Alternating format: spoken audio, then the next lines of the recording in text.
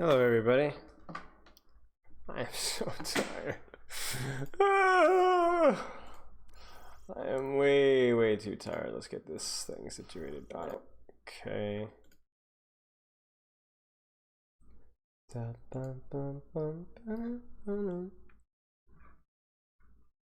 Maybe we should just do a skull. Nothing fancy.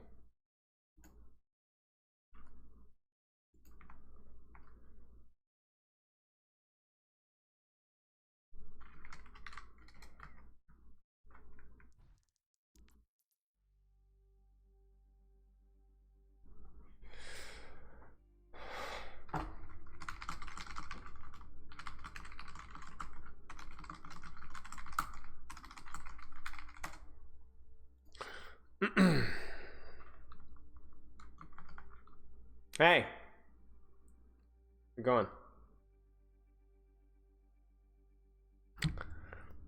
I'm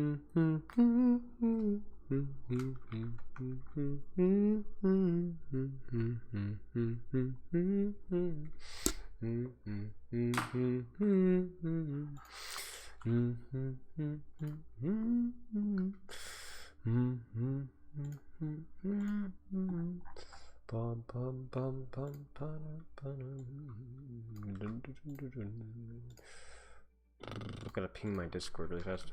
I'm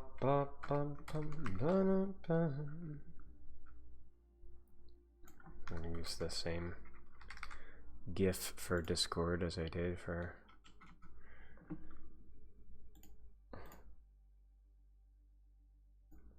that. I'm doing okay. Honestly, I'm not gonna lie. I am just totally gassed. I am so tired. Yesterday it's just like really exhausting. I messed up with scheduling and my coaching thing, and basically the weekend I was really busy with family stuff. I was gone like all weekend, and then I had a lot of messages I had to get back to, and then I messed up with Calendly, and I accidentally allowed 2 team coaching sessions to be booked. So I ended up coaching. Yesterday was supposed to be like my editing and catch up on projects day, and I did all that, but I also had like 5.5 hours of coaching yesterday, and then I didn't get a lot of sleep last night, and then obviously so I'm just really tired. I'm just really tired, especially coming off of this past weekend with like the support blitz thing. It's just been it's been a little much. So I'm a little concerned because today we have a pretty long stream, so I'm gonna do my best. We'll see. Yo, what's up, mate? How's it going, man? Hey, Dragonfly. Cosmic, good to see you, mate. How's your streaming going? Hope you've been doing well. Getting my code pulled up here for today's next review. Played Overwatch for the first time yesterday as an MMO player. It was a blast. Yeah, there's a lot that happens, so I'm glad you enjoyed it. Looking forward to the pro analysis. Yeah, me too. Should be fun. I think it was a good game. Hopefully I'll do it justice. That's my only concern, y'all. Here's the thing is like, I'm always concerned when I do a lot of like too much coaching work. I feel like I don't do as good of enough of a job. So I'm like, crap, I'm gonna really try to do a good job today. But like, dude, when I get really tired, I just don't feel like as creative or like, so I'm like concerned. So I hope I do a good job. Bro thinks he's some sort of a coach. Bro, I don't know, bro. Coach thinks he's a bro. Stream's going well, building up my community. That's awesome, mate. Yeah, Moira was fun. Very resource managey. So, okay, let's there you go. Cool. That's awesome, mate. I'm glad you're enjoying it. It's a confusing game. A lot, like I said, a lot happens on your screen at the same time. But yeah, it's awesome.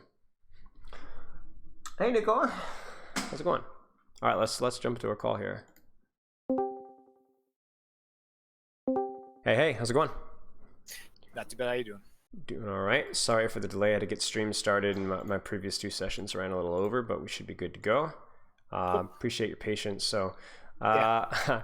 I start off my sessions with what got you interested in coaching, but I'm feeling like that's going to be a hard question for you to answer given the circumstances.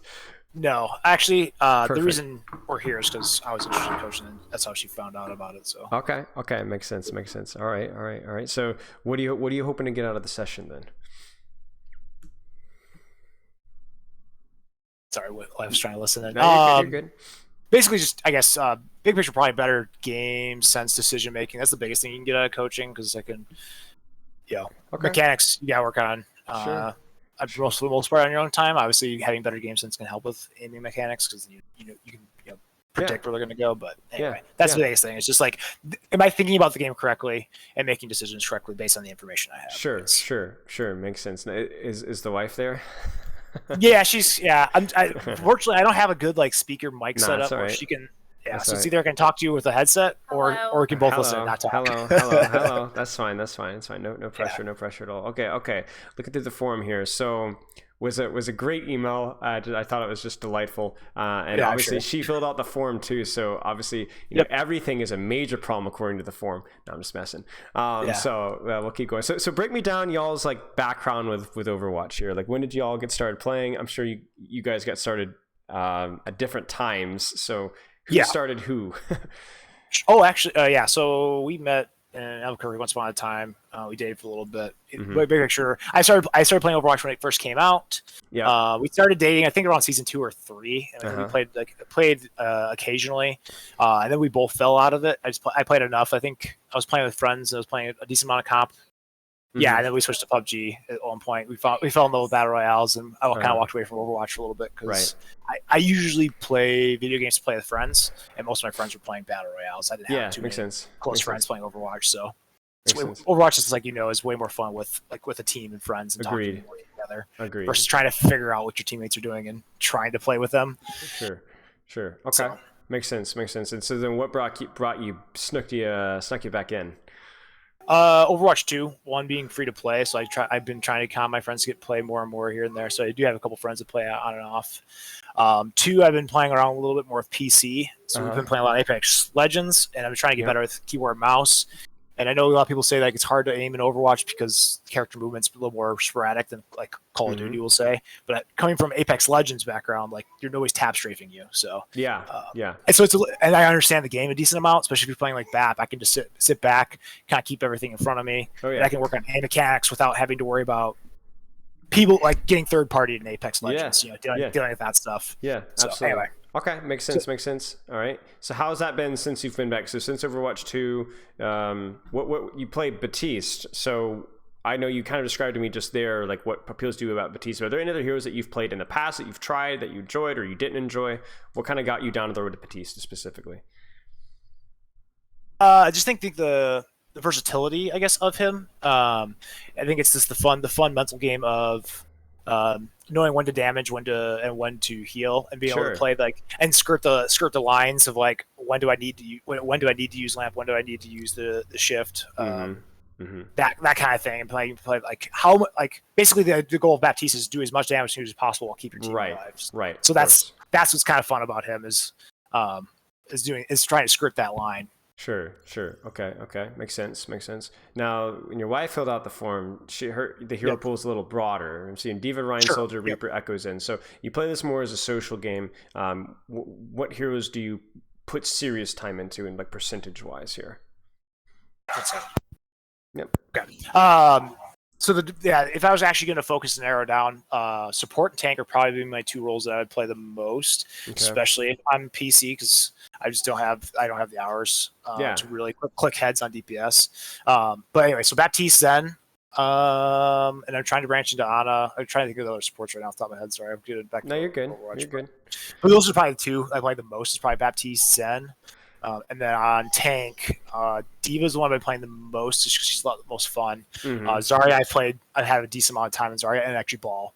Okay. Ball and Zarya, Ball and Diva probably for the same reason. It's just fun to fly around and actually be really the dynamic play style. Yeah, of course. And percentage-wise, what is your breakdown of how much support I play, how much tank I play, and so on? I would say probably about 50-50. Okay, 50-50. Yeah. 50-50.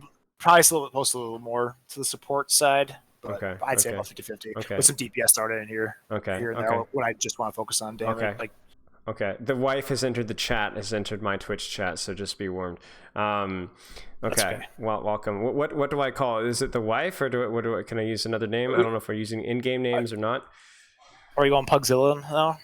Or do you want me to use your real name? You do Pugzilla. Oh, Pugzilla. You're Pugzilla now. That's great. That's great. Yeah, okay. we have 3 Pugs. Anyway. Okay, all right, Pugzilla. We'll roll Pugzilla. All right, what do you hope to get out of the session? Actually, you know what? Screw Pugzilla. You tell me. What do you hope to get out of the session?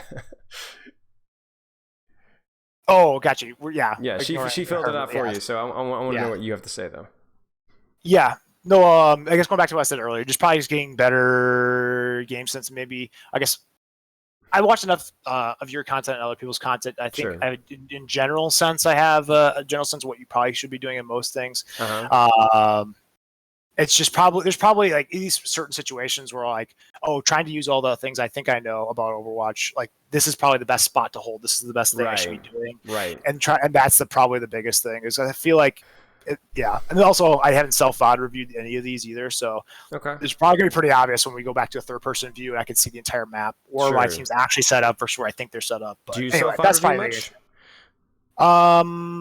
I typically don't VOD review. Okay. Had I known this was coming, I probably would VOD review. But that's what makes coaching great, though, is that you go in totally unprepared, that we get the most honest representation of what your gameplay would look like, right? So yeah, and like I said, that would also.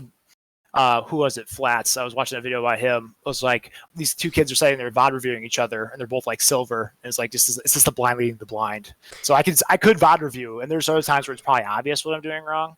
There's other times where I think what I'm doing is correct, and that's what your job is, obviously, to tell you. Like, sure, that's not the worst thing, but this is actually better. Right. Well, I could accelerate the process, but ultimately, I would respectfully disagree with Flats a little bit, because I do think some sort of like, ultimately my goal is to try to get you to be more self-reflective about your gameplay and equip you with the tools so that you can coach yourself. So I think even if you're not sure, a little bit of experimentation, a little bit of thought process, even from like a silver player, it's still helpful, right? Like you can still trial and error, and at least you're applying yourself to what you're doing. So I don't think that's necessarily a bad thing to get into. And obviously doing it here also means that I can kind of correct some of the more, kind of give you some better guidance for what you should do. Sounds like there's some disagreements though with the thought process to the game. Do you want to go into some of those? Maybe we can clarify some of those points, or has that been cleared up since then? What thought process of what the game? This is some disagreements with how you guys approach the game.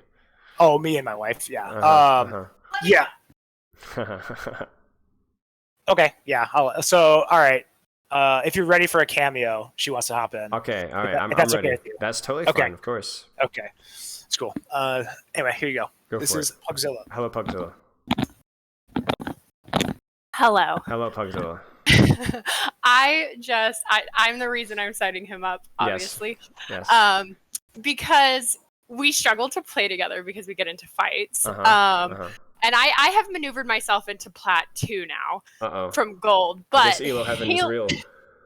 He watches you so much that he thinks that he can coach during games and that his way is the best way. Love him. Right. But it creates a lot of conflict, especially when we're losing and I'm the back line and I'm like, I'm just getting steamrolled because I had no protection. So, but he'll sit there and say, well, I watch the videos and I'm trying to backline trade. Like that's what he calls it. And I'm always just like, no. If you are going to talk like this, I'm going to put your videos up to him. So he can either say whether you're right or wrong. Right. Okay. That's kind of, and so we played some games this morning. Unfortunately though, we went 6-1, like winning, and we were steamrolling everybody. Well, no, we were steamrolling everybody. So I was like, well, you can't learn off of this. No. And the other game was just too long ago, but yeah. So I was just like, if you're going to talk, I don't know how family friendly your channel is, but like, if you're going to talk mad shit, like you like he better agree with you. Okay. It's kind of why I signed him up. All right. Well, I'll have two thoughts in that thought process. Number one, what are some of these things that you think that he's trying to micromanage or coach you on or approach the game with? What are those? Do you remember any specific instances? So like we were playing, it wasn't the new Queen Street map. Mm-hmm. It's the other new Coliseo, like push map. Like with the robot push map. Yeah. And he was just like, he would, I play Moira typically, and he was just like going like up and away from like us, not really ever playing on the payload, but like the monkey was diving us, their DPS was diving us. So I think I think the support ended up having together like 20 plus, like 20, 21 deaths, something like that. Wait, and we couldn't keep. You had 21 deaths? No, like me, the backline combined. Me, I think I had like 10. What was it he on? was really embarrassing. He was playing Diva, Got it. and he just came in and he was like, "Well, I had 3." But I was just like, "This is, that's not fun for me," because I'm like, I can't beat a monkey and a reaper 1v1, even if I'm zooping out. Sure. I was getting followed, and do I DPS Moira? Yes, but like at the same time, I was just like, I can't even support you or the DPS because I'm just getting rolled, and that's not it. It was just not enjoyable. But he just kept saying, "Well, I'm backline training." I was like, "But you're not, because they're Anna. They had an Anna on the other team and someone else," and I was like, they had like 7 deaths. Combined to R20, and I'm like, that's not backline training, that's just us dying. Okay. Makes sense. So here's what I'll do is I'll pat you in the back before I slap a little bit. So number one, even if he is right about what the feedback is, if he's trying to micromanage what you're trying to do, obviously it's not the optimal time to do that at that point in time, right? So I would recommend generally, because here's the thing. First off, that's amazing that you guys play together, right? That's awesome. That must be a lot of fun. I do the same thing with my wife. We play a lot of Overwatch together, and I have learned that I don't coach my wife unless she asks for it. I don't do that. And I've learned that, she's a very nice person, a very kind person, but it's just, if she wants to improve, she knows where to go. If she doesn't want to improve, she just wants to play and have some fun, then she knows where to go, right? I'm going to make sure that I'm preserving the enjoyment of spending time by not overly coaching her. And that's very hard for me. And Overwatch and everything else, not just because I'm Mr. Smart Guy, it's just the type of obnoxious personality that I have.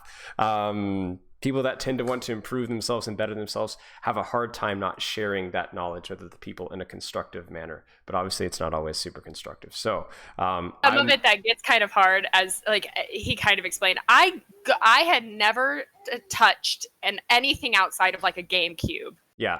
Until I started playing Overwatch back in 2017. I know. And I'm Diamond in Apex. That's probably where I shine better. Okay. But, that was when I first ever picked up an Xbox controller, was 2017. Right. And so I can't acknowledge, like, I'm mechanically shooting, we have a young child. I'm like, I'm mechanically shooting and all of that. I'm like, I am what I am.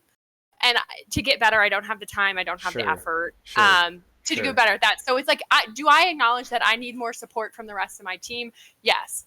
That's why I play some like low skill characters. Well, I know Moira, she has auto aim essentially. So, but at the same time, it's just like, it's. I have a question. When it comes to like this Esperanza game or whatever the Diva game was, whatever, who is the one that initialized the whole, hey, maybe you should, it sounds like your husband's the one who tends to do that, but it sounds like you had more of a bone to pick with his gameplay than he had a bone to pick with yours. Yeah. Okay. I sat there and said, like, I keep getting picked off. Like, I need help. Like, was kind of how that rolls. Like, this isn't working. I need help. Like, we're getting killed. I've now died 3 times in like a minute. And so that's kind of how that started. And he's like, well, I'm playing this correctly. Is kind of more of how that goes. And it's like, you're not if I'm playing. Well, maybe you're just too heavy to keep alive if you consider that. Well, I mean, I wouldn't think so, because I don't remember who our other. I think we had a Zen, which probably I don't play Mercy, so I think we had like a Zen though was our secondary, something like that. But it was just kind of like he was as Diva going up so far that I couldn't go with, or then if I do go with afterwards, right? His cooldown goes up before mine does, so he'd get out, and then I would get destroyed, and it was just. That back and forth just wasn't fun, but he was just like, I think I'm doing it correctly. And while like I was, there were sometimes I'm like, yes, I overextended trying to play DPS Moira, but sometimes I believe, my belief on Overwatch is if the tank and the support work in cohesion, it doesn't matter how DPS does, because you can really run a game if the tank doesn't die. Yes. Okay. But fair enough. But if you can't keep the support, but it has to be a symbiosis. Support has to be able to keep the tank alive. Tank has to be able to keep the support alive. Sure. Unless you're like Ana and you're like super far back, but Moira being that mid range, like I'm still within range of their team. And so so yes, I initiated because I'm like, I need help, but it was just not fun getting rolled, and we just when you hit that point, we haven't played together again since today to try to get some games for you. Right. Okay, fair enough. Unfortunately, I assume that code is lost to the void, that game. Yeah, because Tragic. It was like, it was literally like the day before I signed him up for this. Tragic. Okay.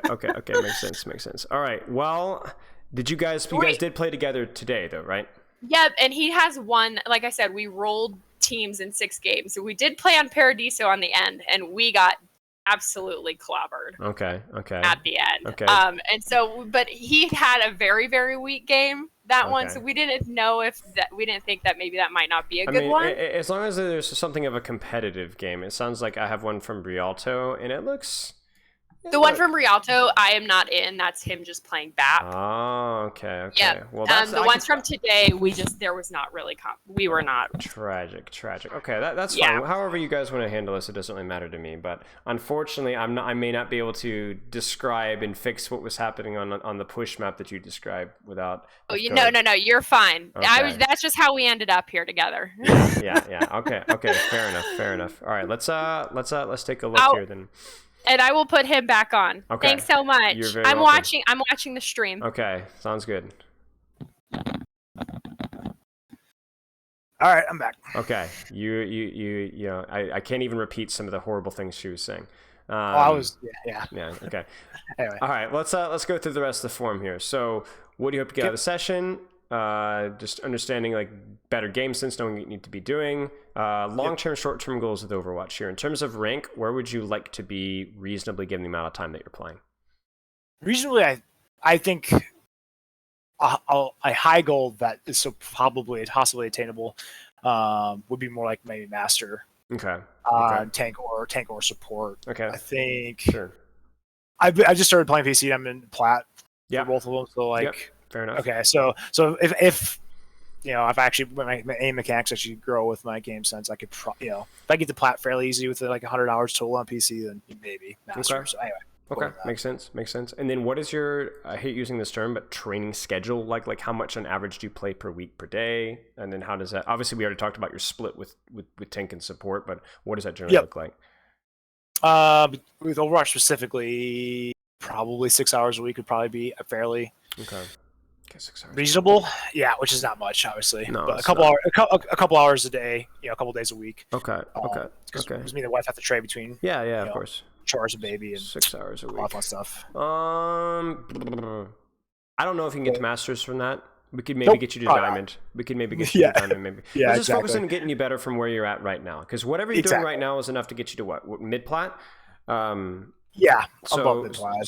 Was right. So like let's aim for a bit better than where you are with the amount of time that you have. If we were talking about low-hanging fruit for rank, if rank is a priority for you, then it would be focusing on one role, not two. It would be aiming to try and get 1 hour per day, so maybe 6 to 7 around there, but making sure that trying to get that time to split up more thinner, I guess, across different days. Because if you were able to play like 3 games per day, that would be better than playing 5 games every other day, essentially. That's one for the most part. Okay. Do you have any questions so far? No. Okay, final question, which we kind of already touched on already, but just make sure there's nothing else to elaborate on here. With Baptiste in particular, or just your way that you approach the game, what do you feel is holding you back from improving? What are you struggling with the most? Either the game approach or understanding or like mentality or mechanics or anything. I'll start with the biggest thing is probably just the task saturation of learning keyboard and mouse while playing BAP, trying to keep track of 10 total players, including myself, their cooldowns. And then also having the because when I play with controller, most of the control aspect is all subconscious now. Yes. So whereas with PC, it's less so. So I have to think more about just how to move, how to do what I want to do versus. So that's the biggest thing. The biggest thing you can probably help with is probably, like I said, it's always, I think, game sense positioning. I think game sense is always the underpinning thing, because if you have good game sense, then it informs where you should be positioned, who you should be targeting.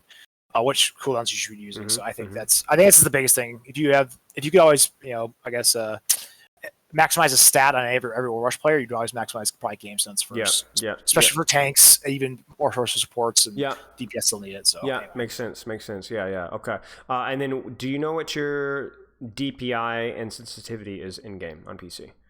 Yeah, it's. I can just pull it right now. Please. It's right in the normal window for everybody. I think it's slightly higher because I use my wrist a little bit more. It's 800 DPI and settings like 6. Okay, you should be good to go then. Okay. Or maybe 5. Yeah, Maybe I assume that you've probably done your research on that, so we should be. Yeah, a little bit. Yep. Okay. Yeah, that's totally fine. Okay. Do you have any questions before we hop into gameplay? No. Okay. Yes, I guess sure. You are doing the VOD. Should I just go to Twitch? I guess nope, watch it that way. I will stream it through Discord. And the bitrate may be hit or miss, so things might get kind of blurry. And if they do, just holler. Worst case scenario, you can go to Twitch and just deal with like 2-second delay. But this is, if you can pull this off, then obviously this is going to be better. Okay, so let me get this all set up. So yeah, this is I guess. Sorry, a random BAP game. It was one of my longer games. Actually, hopefully, longer game, more mistakes to coach. So sure, of course. This is a BAP game for about 2 weeks ago. Okay, I've played a lot of Overwatch recently. Situated really fast here. So I would ask you what you're trying to accomplish with BAP or what this hero is strong at, but I think you already have a pretty good grasp of that, so we don't need to kind of go into that. You talk about doing as much damage as you possibly can. You've done a little bit of your homework, so we should be good to go. Let's take a look.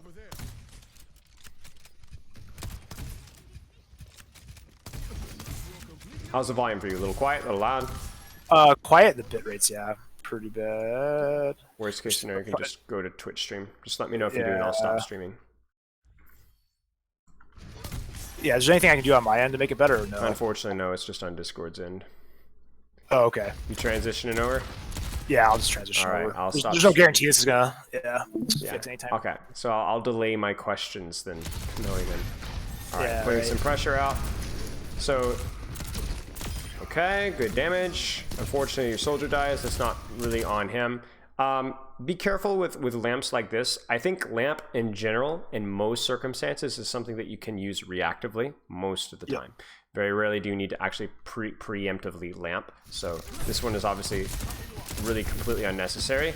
And then that's always going to be a what if we need to, like right now, right? You can see it right now. Now's the time that you would wish that you had lamp, and now you don't have it. And now Iris is going to die. Surely? Oh, maybe not. Maybe we're just too good at healing. Oh, maybe she's just going to die anyway. She's going to die anyway. Oh, no. It was a good try. It was a good try, honestly. Okay, let's keep watching.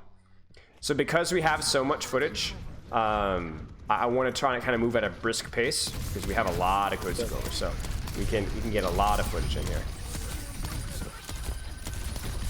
Okay. Unfortunate. That's on her, though. I think you did a fine job healing. I like your whole mentality that you were saying about damage as much as I possibly can until I need to heal. Always maximizing your pressure output. Okay. Now, let's talk a little bit about your Baptiste shift. Now, most of, I think, our conversations, especially if you're a smart guy, right? So most of our conversation is going to be more, it's not going to be as much teaching. Sure. It's going to be more about, what do you think about this? And you're going to be like, yeah. Asking the right questions. Right. So as you deal with stream delay, what do you think about this? The shift. Let me catch up. I'm in Twitch.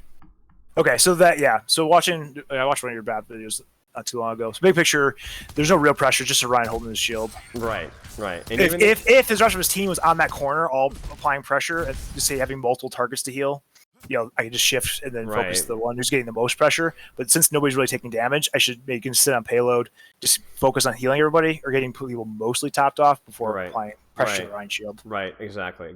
There's just not a lot. There's just it's such a powerful heal now, especially with the under 50% threshold mechanic as well, that there just isn't anything that justifies the use that you just did.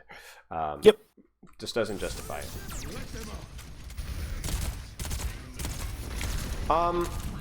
Might have considered also waiting just a little bit with that BAP window as well, just for them to walk a teeny bit around the corner so that it wasn't as easy to kite. It is obviously just something to kind of consider. Yeah, wait till they have a point of no return. Right. Same with like a diva bomb. Once they come around the corner, you can throw a bomb behind them. Right. They go behind the die. They push forward the die. Right. Exactly. It's always finding that balance between it's too late to BAP window versus it's too early to BAP window. It's a very like edge of the knife blade, right? But it's very important that you try and get it as close to accurate as you possibly can. Uh-oh. It's a big lamp.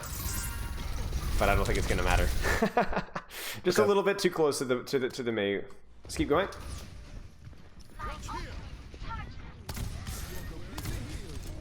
Oh man, that guy got rolled. Okay. And see, again, it feels like we use shift as like kind of an autopilot right now. You see that shift right there, right? We use shift even before we're in the process of getting hacked. It just kind of felt like our brig took a little bit of damage. We saw people in front of us and we just kind of pressed the button. And even this lamp right here, like we see the pen, but it doesn't matter. Even if this diva gets pinned, she doesn't need it. She doesn't need it, right? Yeah. So it's just one of those things that where we just have to be a little bit more thoughtful about you using it before you use it. Now, there are some exceptions to that. For example, if you have to rotate out in the open and there's a Widowmaker that's got a beat on you, right? Maybe that's a situation where you have to proactively lamp, right? If everybody around you is taking a lot of damage at the same time, maybe that's a situation where you have to maybe proactively shift, right? Yeah. But few and far between, right? Also, not just offending it. I think what the thought process is probably the other BAPs doing it too. Is if I just use shift here, I don't have to look and heal anybody. I can just keep damaging. You know what I mean? I just like, oh, people are taking damage. I'm taking damage. Quick shift. I can just keep shooting. I don't have to take my eyes off the target. But this is one of the decision-making problems. Like, no, it's actually better to save the shift. Stop doing DPS, heal your team with your gun, and then go back to DPS after. Well, even save your shift. Yeah. And that's a good point, though. But even by that logic, if we look at where you use your shift here, so right. Well, I'm saying more as a general sense. More as a general sense, right? But here's what I would say: is if there are circumstances where you can shift your entire team and that opens you up the ability to use your mouse one. I have less problems with that. I think there's more nuance with that. I think it sometimes it's better to use it, sometimes it's better to not. But we're still not there yet. Our shifts have not had that problem yet either. So it's not the low-hanging fruit for us right now. Right now, I think we're just misusing shift. Period. Yeah, no, I'm just saying why I'm misusing shift. That's like why I'm thinking. Sure, but what you're thinking and what you're executing is not always going to be the same thing. That's the problem. That's the difference between like you having a lot of knowledge and you having a lot of skill. And be able to actually use the knowledge in correct, game and being task saturated. right. It's very hard to do that, especially in a game like Overwatch, because there are so many skills, so much knowledge that needs to go.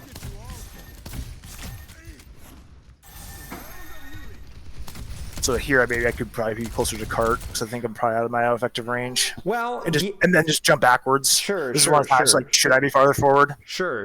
What would you be concerned about if you were closer? What happened on the end of first point? Do you remember? Oh, everybody got Blizzard. Right. So does she have Blizzard right now?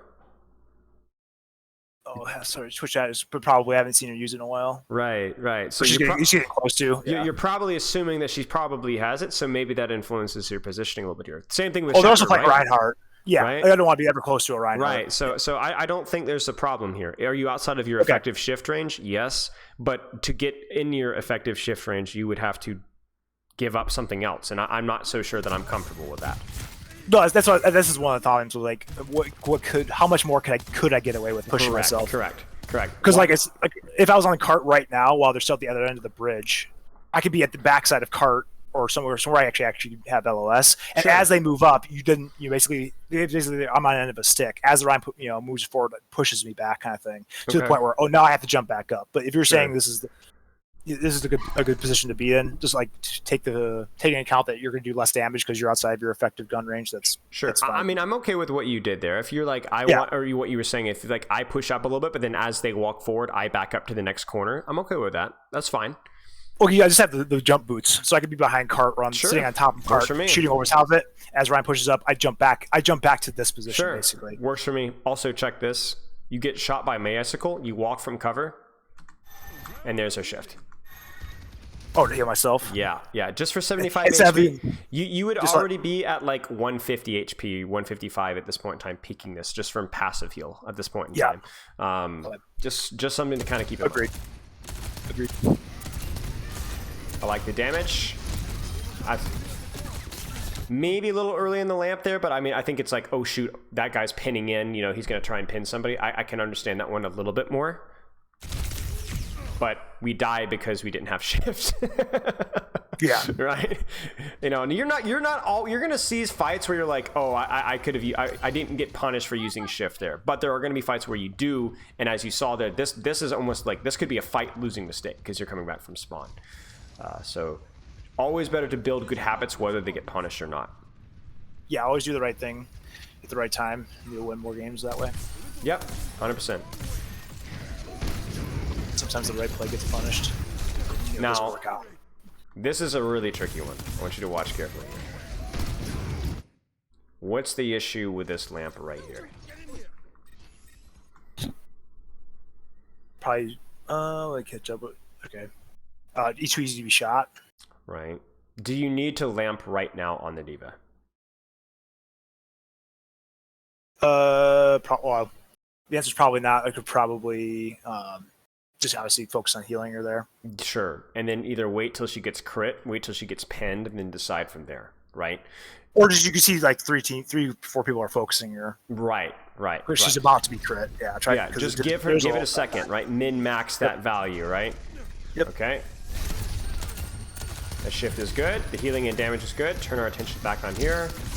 I mean, I think this fight is pretty much lost because the entire enemy team everybody got caught in a Shattered Blizzard. Not a lot you can do about that, but I think the only thing I want to see there is the timing of the lamp being a little bit cleaner. But outside of that, shift was a lot more reasonable. We keep going. Chat, how's my volume? Is my volume bad? No. Okay. Uh-oh. That's a good lamp. Probably was necessary. Could shift that. That's a great shift. This is what we want to see with cooldowns.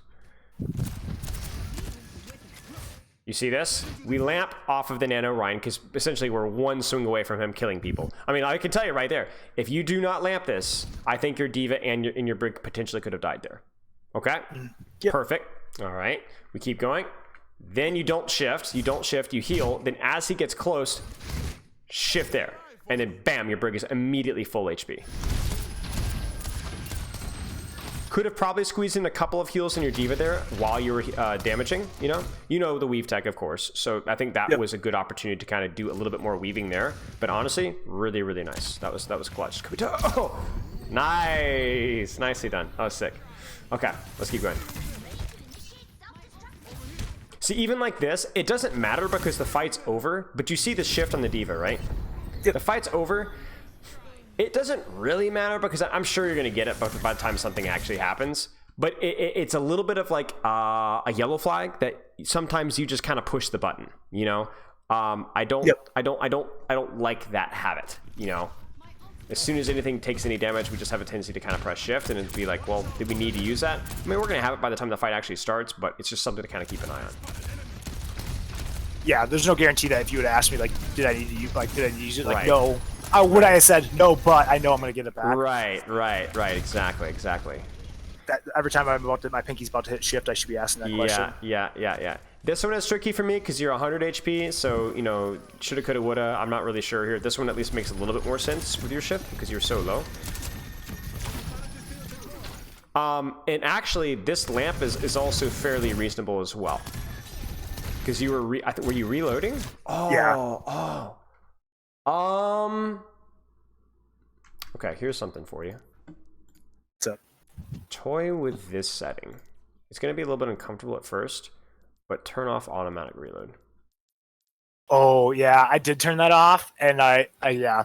It might I realized I'm not super the expert with automatic reload, but that is one setting that I would toy with, and this is why. Essentially. Yes, because half your gun needs to reload, but the other half doesn't. Right. And it's like, it's forcing you to reload, and you're like, no, I need to heal. And so you're like, I have to lamp because this guy might actually die. You know, obviously your Brig gets there in time, but like, yeah, I don't know. Ooh. Yeah, I think I'm gonna need more game sense, like more game sense. 'Cause I don't know if I can also keep track of my ammo like that well. Right. Good shift. Can we get out? Can we get out? Can we get out? Oh, unfortunate. Unfortunate. Okay, let's keep watching. Might be not unfortunate. I could also be moving left earlier. Yeah. See, what you're gonna notice is that like I'm not really interested in fixing all of your mistakes. Honestly, okay. It's just not really a priority with me. I think like if you have some ideas that you think that I'm missing or like you think it's pretty good, I want you to speak up, of course. But I think for me, it's more about like what's the biggest return on investment for your attention in game, right? Because there are, like we said, there's so many things you can be thinking about and fixing at the same time. Even that reload thing, is that something that you want to be toying with right now? Maybe not, right? What's the priority for me? I don't think you use your shift well. And I'm also not super happy with how you're using lamp. That's going to be a lot higher return on investment for me right now. Like right here, this shift right here is just atrocious, really. It just doesn't make any sense at all, right? Everybody's full. If anything, you should have been focusing on damage. Like, yeah, this may be one heal ball and the damage. Right. So, and then like even there, like, should we have lamped that? I mean, almost certainly yes on that Brigitte. Would it have been hard to land lamp? Oh yeah, almost impossible. But you got to try, right? You got to try. Sure. And to me, that's what's losing us more fights, if not on this map, in other maps certainly. Cooldown usage. Yeah. And then obviously what we'll do is we'll keep watching, and then at some point we'll stop and be like, okay, why are you not doing well with your cooldown usage? It's just a lack of understanding, a lack of thinking about it. You know, we'll figure out what we need to do. Shift. I'm surprised you didn't shift there. This is another one of those shifts. So after the Sombra doesn't hack us, we keep our shift. Okay, nice, that works. Now heal and damage. This right here, you might be thinking, oh, this allows me to do more damage because I can shift and I can just focus on doing damage. But honestly, I don't think that's the case. I don't think anybody was even taking any damage. At most, maybe Arista takes a little bit of poke here. It's just not good. It's just not a good use of the cooldown here. And worst case scenario here, you can just do your heal damage weave because they're just stacked on top of each other, right? You shouldn't need to shift. You kind of see what I'm saying, right? Oh yeah, of course. Okay. Yep. Yeah, it might be part of it. I just see a bunch of red on screen. I just assume people are going to take damage. Yeah. And then hindsight coaching now, because if we'd had, you know, and now you're cooked. You know. Yeah. It's biting you. You know, you can look back at this fight and be like, do we win that if I use my cooldowns better? I'm not sure, but oh my days, would the chances of winning be significantly higher than what we did? Because honestly, Overwatch is all about like the 100th game, the 1000th game, you know, and building habits that over the long run will help you. Even if they don't win this immediate fight, you know. That shift, probably not necessary. That lamp, definitely not necessary, right? It was necessary to save your cast. You missed the window, okay, and then you lamped after the fact, after everybody was already safe. That shift may be okay. Your Orisa was crit. That's a nice little juicy bit of healing, so I'm okay with that. Again, low-hanging fruit, right? Like, is that optimal use of shift? Probably not, but that's better than half of the shifts that we've seen already, so I'm not concerned with picking at it. Nice damage. Oh, that Mei is so low. Nice. Ah, she's out. That shift was also not necessary. Let me know if the Twitch delay is messing with you too much. I'm assuming that you're seeing what I'm talking about when it's happening. You could probably land. Yeah. Oh, maybe not. Oh, we're gonna dodge that.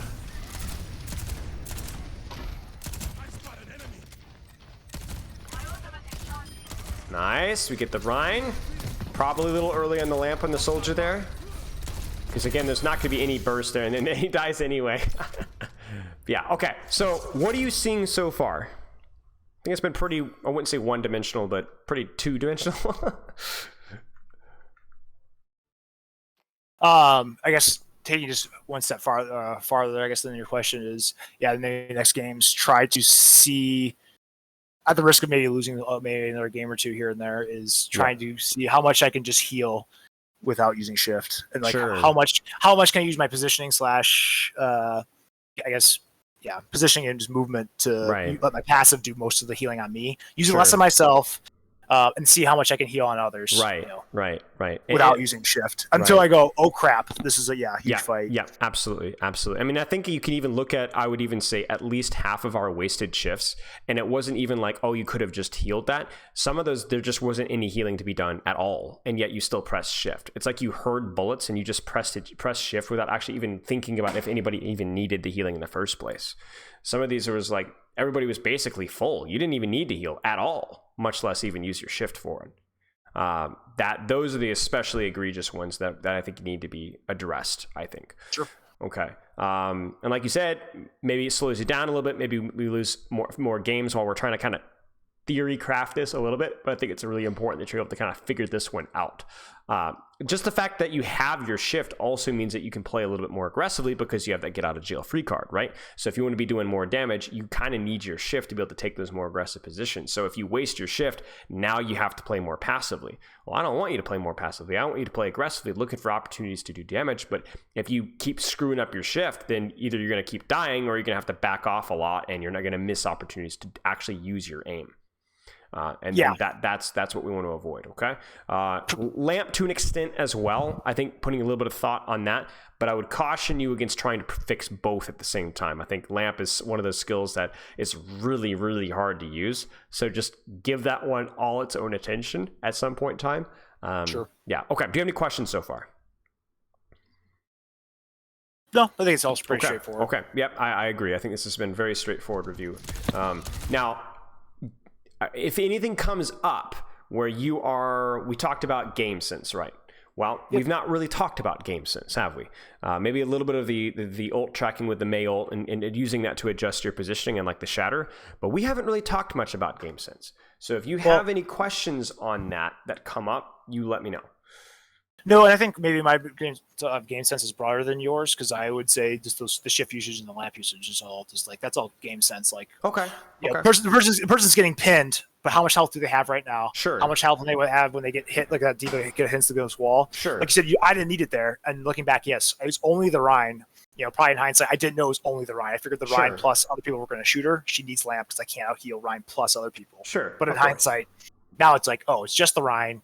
Anyway. Yeah, of course. That's fine. I guess it's more along the lines of we're highlighting things that you're now aware of right now. And so I will definitely point them out as they happen, but I'm not going to sit here and explain. If there are things that you're not sure or you want more explanation of or you're struggling with, I don't mind answering those questions as well.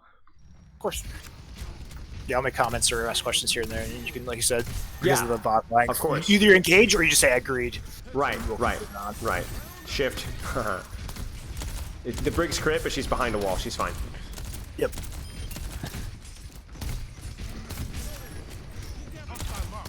And like here, if you had shift, you could walk forward even just a little bit, even up to here, and position more offensively, and you could ego this Zen, really truly. I mean, look at this guy's positioning. You could ego this guy with shift, but you don't have shift now, so it's a little bit scary. You're talking about taking high ground? Yeah. Again, it's like that's like where having the shift helps, because either you push up really aggressively your team to do damage on the front line, or you take an aggressive position, heal your team, but you can just ego duel the Zenyatta, right? And even if you don't get the kill, you force him back, and then that will help your team walk forward, and you always have your shift ability out of free. That's kind of what I'm saying when it comes to like the having it as your get out of jail free card so that you can just do more damage. That shift seemed reasonable. I think it hit a few people who were crit, so it's all right. Okay, let's keep going.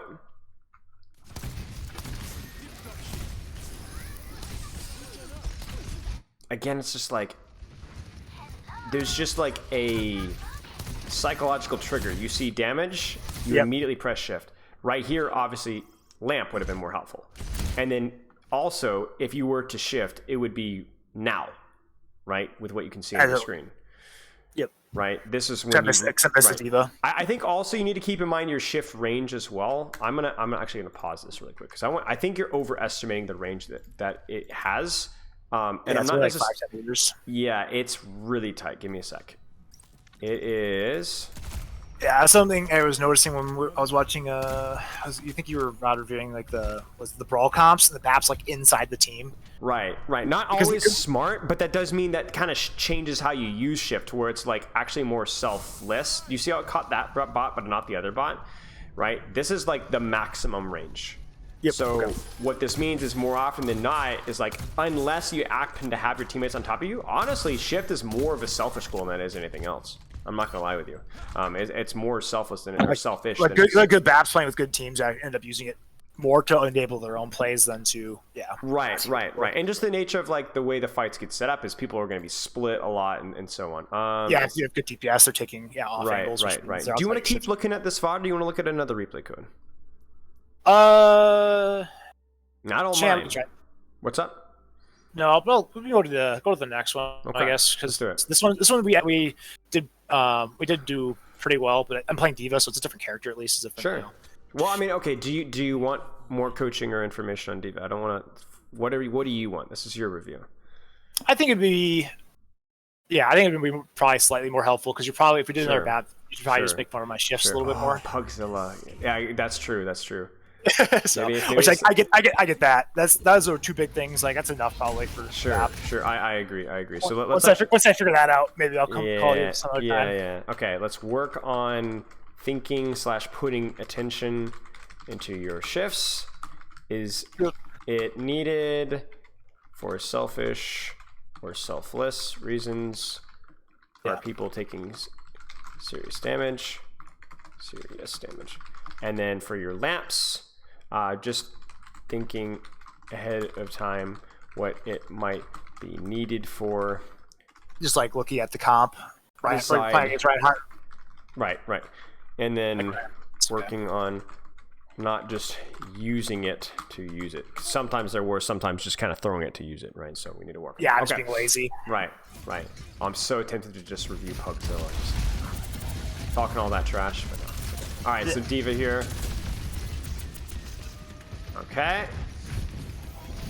Now, talking with Pugzilla, she was saying that you have a pretty good set in mind about how you want to play D.Va. So what are you trying to accomplish with this hero? What are your goals with this hero?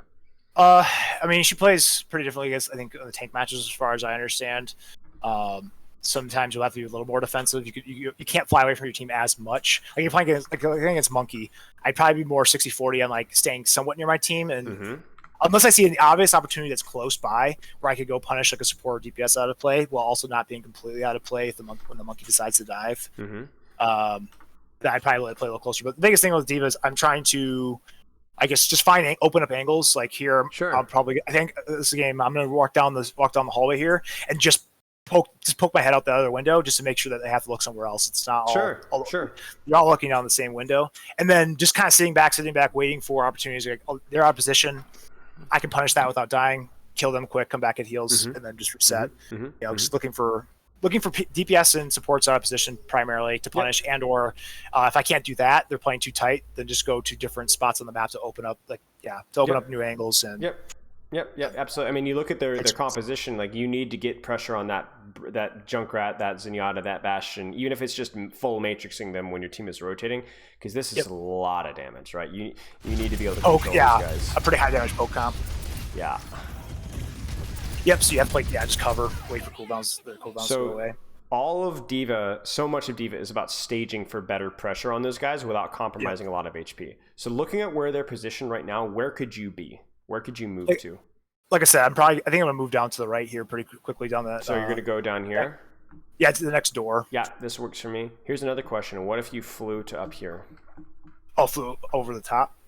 Oh, sorry. I'm waiting for the... there you go. Yep, now I'm catching up. Yep, exactly. Go up above them.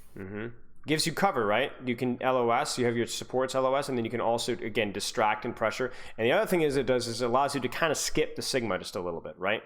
Just a little bit. Yeah, it keeps better LOS on my supports than probably over there, because where they're coming up from at the moment. And I guess one reason I probably didn't do it is, it's a Bastion and a Sigma. I don't want to take damage the entire time I'm flying over them. The Bastion just uses shift, and I'll get healed up in 2 seconds anyway, so it's not that scary to fly over the top of them at that moment. And then as soon as he's out of turret form, that's kind of your window to go. This is like an okay idea to push on the Junkrat. It's just like, oh no, we ended up taking too much damage. We got to rinse and go out again. And I think you getting off on that high ground angle allows you to kind of choose your engagements a little bit more. Like, who do you want to go on? When do you want to go on? Oh, that Bastion used turret. I'm just going to chill. The Bastion is low. The Junkrat's low. This is like, we're in a very small room, kind of getting caught in front of the enemy team. Even this angle right here is tough. Like, that trap completely shuts you down, right? It's tough, right? Yeah, and also I think now that in hindsight, I like that left side. Like when you're pushing through, like going up top is just a bad idea, from what I've seen for the most part. So that I want to be on the left side anyway. So because to move forward, there's more intermediate pieces of cover on the left side to utilize as you slowly work your point. So yeah, I probably want to ideally use that left side. Right. Just find a different angle where you're not getting stuffed in that choke, because you see what the Sigma's doing. Like, he's just stuffing and you're just like, this is miserable, right? And this is where I realize I don't have heals, so I'm just going back. How can I wrap around? Where can I go? Yeah, so this is me trying to get to that left side. Caught in 4K. Yep, there's my heals. Yeah, there you go. But it's like they will win this trade. You know what I'm saying? They're gonna oh, we got past the Sigma, even if for just a split second onto the Moira. There you go. Get him. Nice. And now the Sigma's completely isolated, so now we can focus him down all day long. All right. Okay, this is good. We're on the heroes that we can butcher. Nice, very well done. Okay.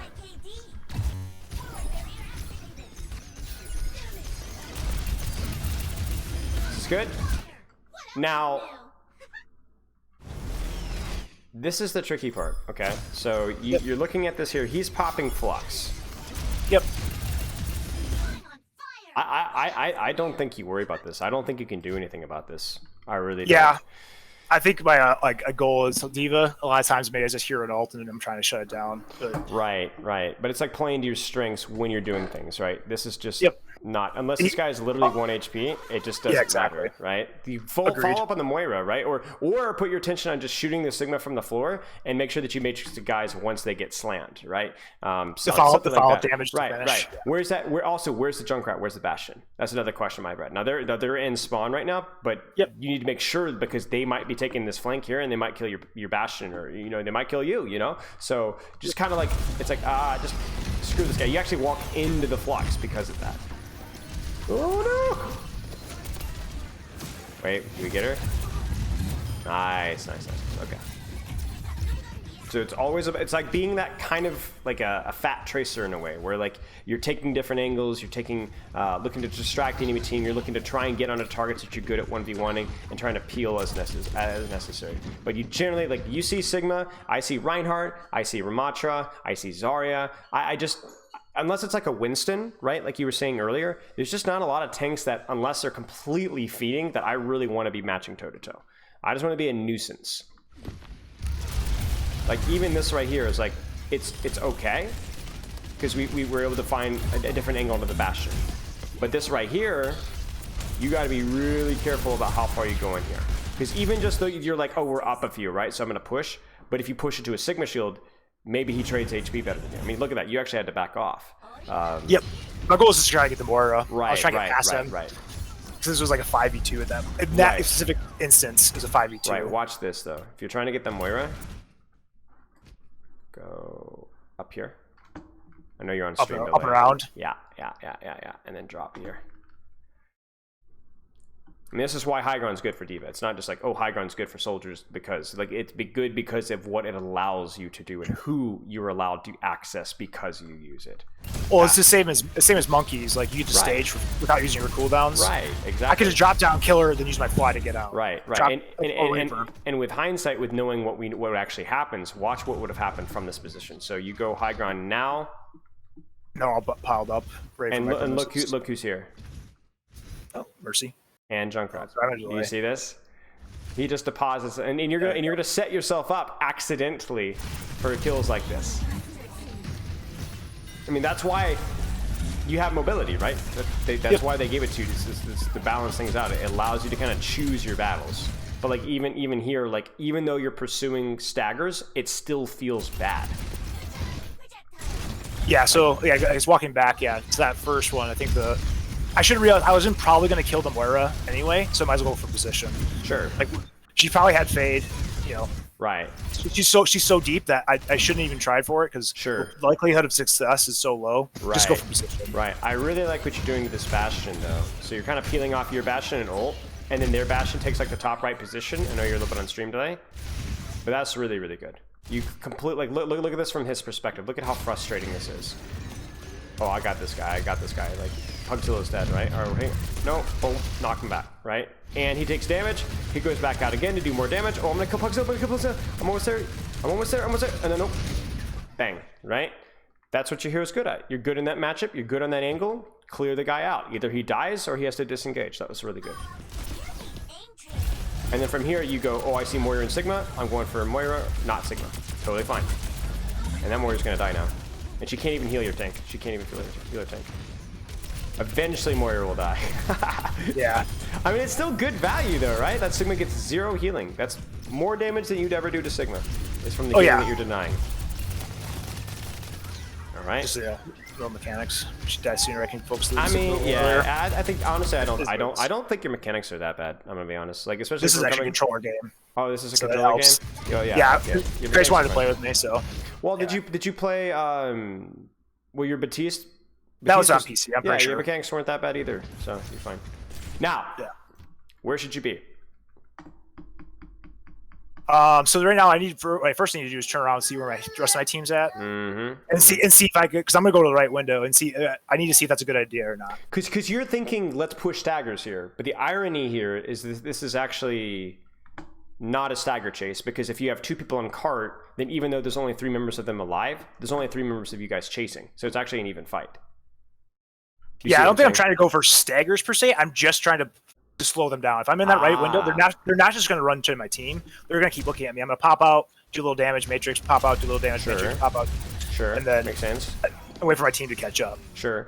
My question was, what if you go to here, maybe fly to here at some point?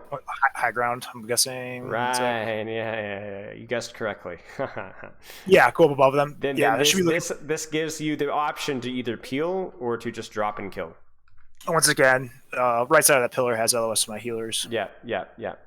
I'll peek left side, do some damage, take too much damage. Right. Get some the problem with this off angle is not that it's bad. It's totally fine. But for you to peek this, you will definitely take damage, and then potentially you get forced out, and then from here, you can just choose to not take damage, and still be in a position to go for a backline if you want to. Yeah, that's just more of like a. It's a small thing, just something to consider. Well, so something is like, where are they going to go? If I do push them back, where are they going to run? Oh, to this side. Well, then I should be above. I should be on the inside of this corner, not the outside. Right. Especially as a close range hero. Oh, that Ashe is so low. Bomb for remake. It's okay. You get a remake. That's unfortunate. We get the Moira. See, this right here is like brilliant. I know, like this position right here is just absolutely juicy. Like, you're creating a crossfire. You can matrix everybody that's shooting through this choke, and if you want to, you can even wrap around and go for a backline. Like, this is like Diva personified. Now, right now, stop shooting Orisa. There we go. That was brilliant. Like, that was really good. You shot Orisa because she was low. She fortifies. You stop shooting Orisa. You transition to Bastion. That was brilliant.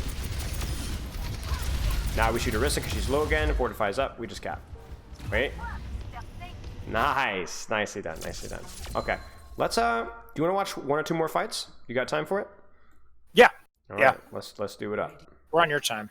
All right, fair enough. I'm here. Let's see what we got here. Now this will be a really interesting one.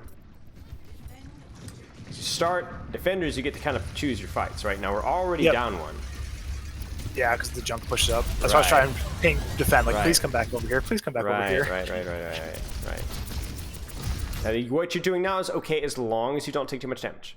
As long as you don't take too much damage, you start taking damage, I want you ducking back into the corner, right? Duck back in the corner, maybe flash some matrix for your Bastion, and then also keep your head in a swivel, right? That's the whole Diva thing, right? Being aware of... Uh-oh. You see? I will, I'm sure, shortly. Oh, you're talking about I could go on the top. Yep. Just be aware. Yeah, I can probably hear her too. Yeah. Or should be able to hear that. She's your fly. Nice little cleanup there. She gets out. Oh, she's so low. That's unfortunate.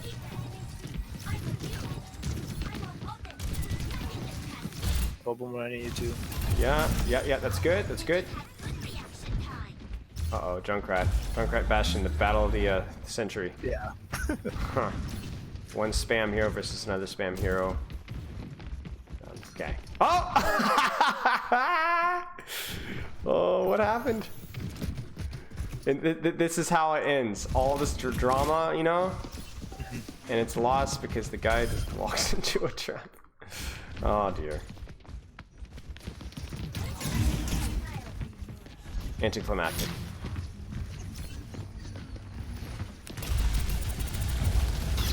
Now, this is the interesting thing about that Zarya you saw right there. When she's used her bubbles, if she's low, you can actually light her up. She the only time you go ahead. Only engage when she's out of bubbles. Yeah. Fight the rest of her team. Stay away from her. She uses her second bubble. Exactly. Push her. Yeah, 100%. Look at us on the flank. We're on the flank. Bastion's dead. Yep, Bastion's dead. Oh, this Junkrat is getting away with murder. Yeah, this is just Plat, so at least I'm in Plat and tanks. That's hilarious. Good. Giving this some scouting. It was always isolated. Trying to zone backline. This is good. Playing cover. This is where I just get overextended for sure. In a sec. There's just all four of them right there. I just need to hold this spot. Yeah, I actually think the major issue for there is that you go for the D.Va bomb, and I think you messed it up, but then they blade at the same time, which means that you probably should have just died to the Genji right there. I'm not gonna lie to you. We do get the kill though. There's a reason to leave the bomb there. Probably there's too much cover to use. Yeah. I'm sick of having it. Just play aggressively and then just play it for remak. You know what I'm saying? If you need to. I think like a Doomfist. Yeah, exactly like Doomfist. Okay, so a little bit less D.Va gameplay than Bastion. But let's stop there. So D.Va, what was there was really only one major thing that we put attention to. What was that? Just probably utilizing better flanks and positioning, especially high grounds. Don't get tunnel focused on I see people. What can I do to them now? Right. Take us 2 steps back, figure out where my team is, and then look at the map. Especially because you're not in people's faces, you're not doing much as D.Va anyway. So if you can't get to their face, just back up for a second, think where you should be instead. Yeah, 100%. I mean, even flanks sometimes are going to be the play, but even just taking a slightly different angle sometimes might be all that matters. You know, it's not even going in that deep, but just taking a slightly different angle where you have better LOS of what's going on, and you can kind of choose your engagements better. Avoid the Sigmas, avoid the Zaryas, and just take more fights or more threaten pressure on squishies. Okay. Do you have any questions? Talked about a lot of different things. Do you have any questions? No, I don't think so. Okay. Without getting too many rabbit holes, we've talked, especially on the BAP side, there's just enough that to focus on shifts and Sure. Yeah, sure. Okay. If any questions come up, you just shoot me a message at any time, and then also you have a free replay code review, so you can send me a replay code with just 3 or 4 timestamps. Be like, hey, what about this fight? What about that fight? On any hero you want, and I will get back to you within a couple of days. Just some extra follow-up feedback. Sound good? Oh, okay. Kind of follow up on what we did today. Hey, I'm working on this. Got it. Yeah. Okay. If you take 2 or 3 weeks and you're like, hey, I'm gonna go give you a checkup of what I'm doing. What do you think of my shifts now? Or I really struggled on this comp playing versus this. How do I play versus this? Just to give you some extra feedback, and you can cash that in anytime the next month or so. Thanks. Yeah. Appreciate your time. No worries, mate. Cheers. I had a great time. Good luck with your practice, mate. Yeah. Thanks. All right. You take care. You too. Bye-bye. Okay, hope you guys enjoyed that one. We have a replay review, I believe, here from Powerade. Where's Powerade here?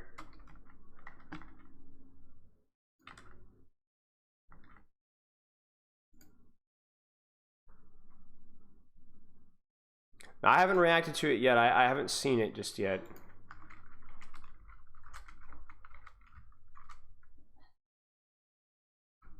Where is I have a replay review I'm supposed to do in just a second, but I'm not seeing this person in Discord. I can't contact them. You need a hug. I do need a hug. I am very tired. Oh, it was not that easy. That's okay. You're sweet. I just like I bugged you. That's okay. I am gassed. I'm trying to find chat. Give me a second. Like red. I thought I had a. That's my face. Where's your ear? And there you go. There you go. Yeah. Hurry. Oh, you name changed. Oh, I was wondering. Oh, you sent me a DM. I was so confused. I'm like, I was like looking in Discord. I was like, I can't find this person. Oh, okay. Well, that's easy. Hey. Yes, I could use some. Okay, so what? Oh, sorry. Sorry. Just completely ruptured the spleen. Okay, do you have any questions with training schedule? Anything foolish along those lines, or just want to get right into the gameplay? Because obviously, you know, we've done some stuff together. So you. Thank you. I am exhausted today, man. Just gameplay is good? All right. Which map do you want to start with?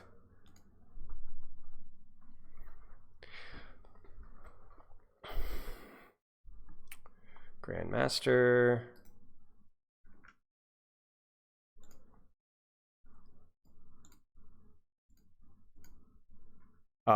Cole. Okay.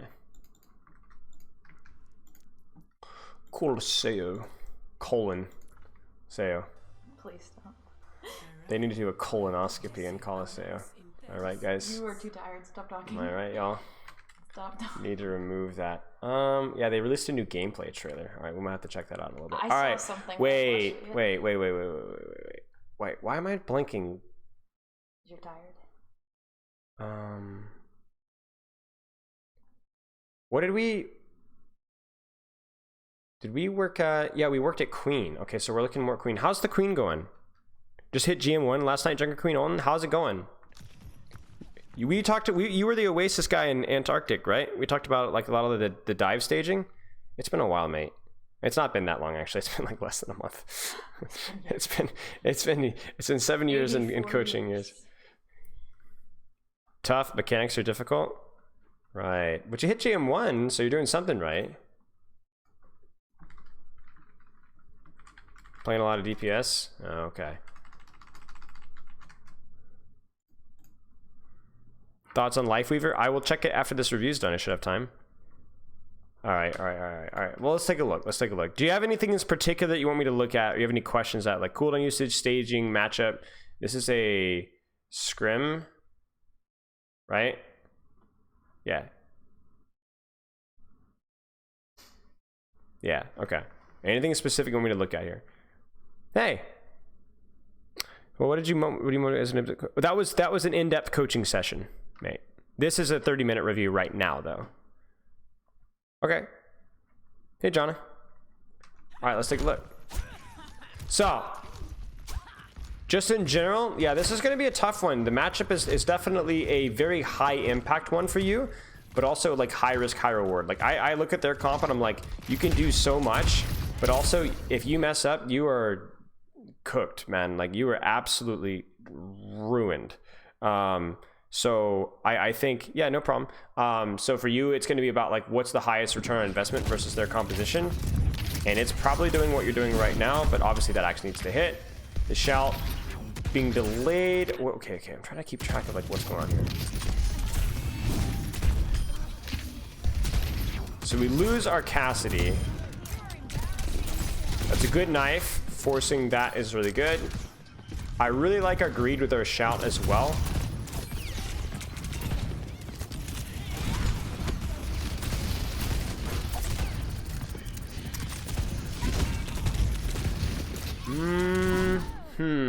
Let me slow this down a little bit.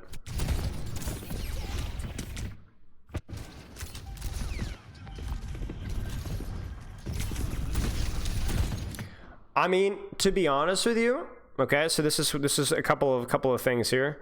I was only able to make one map of the USA trials. I think, right, really you should just try to play cover here a little bit tighter here. I think like the more punishing the composition on you, the more important cover is going to be here. You really need to make her earn the hack. Yo, thanks for the raid, mate. I appreciate it. I just saw you come online earlier. I was thinking about you. Hope you're doing well, mate. I appreciate it. If you guys haven't checked out Temporal TV, he was my mentor. He's part of the reason. I mean, I learned so much of the game from Temporal, so I appreciate it. Hope you're doing well, mate.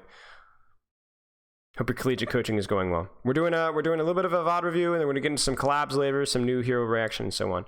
Honestly, it versus the greed of the composition, and not just the Sombra, also when they were playing Ana as well. Please, Temporal was a contenders coach. Should have been an owl like literally season 2, but got kind of snaked out. No offense.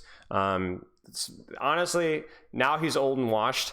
But he was the smartest guy that I knew, like easily. And then it wasn't even close when I came to Overwatch. I learned a lot from Temporal. Yeah, so to me it's just like the hack is just can't happen. And then the shift, like at ASAP, like I don't even know that I would be turning around here. Like I would be out of dodge, you know. And even just like silly stuff, like I don't know why we take the slam. I don't know. Just I think a little bit tighter cover usage here. It's such a boring thing to say, but I don't think he really respected like the fact that your Kiriko was in spawn, and then ultimately that costs you your life. Old and washed, yes, but your old and washed is still better than everybody else's young and fresh, so you're good.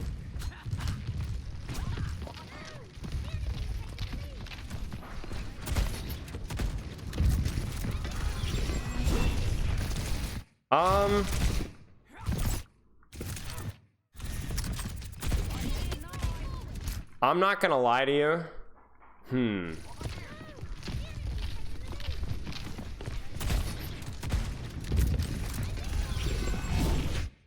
I just don't like axes on Tracer 99% of the time. It's just not good return on investment. I just don't like it. So I'm not gonna overanalyze it. I just don't like it.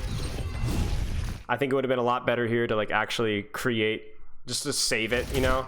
And then honestly, like even having the axe, like dropping and axing here would have made a lot more sense. I mean, maybe dropping is a little scary, but you got your shot, surely. Even just a force translocator, I don't like this much at all.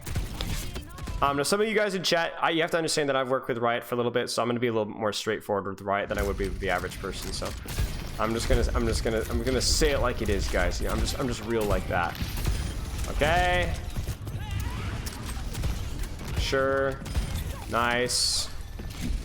Prediction was reasonable. Real one, yeah. 100%.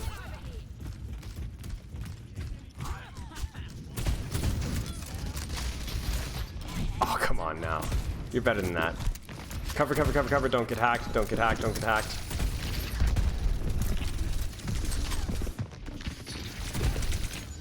So you're feeding. This gap, no bueno. No bueno. Because the problem is it's way too easy for like ball to take your team's attention, and you're so far. Like the way the cart is, this position only works if robot's up like past gelato. Yeah. This isn't gonna work. You get your shot force. It's just not a good trade. You need to be way more careful. That being said, we do a pretty decent job pulling it out, but now we're gonna die. Oh no, we're not. Now we are. Yes, surely. No, we live. No, we don't. It was a good try. It was a good try. I think you would do a much better job. Yeah. You were cooking. Yeah, I think the cover thing is a big issue with you, and I think just your positioning in context of your team.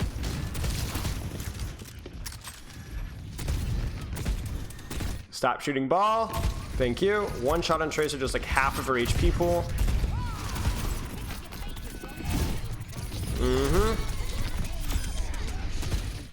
I mean, it's that simple. Like, look.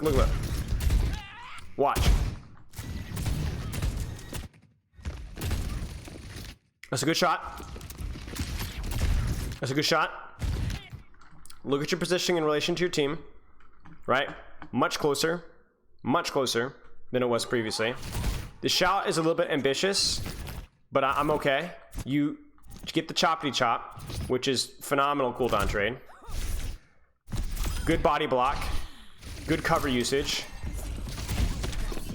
Knife is okay, you know, for a little bit of the regen, if nothing else. Yeah, this is really good.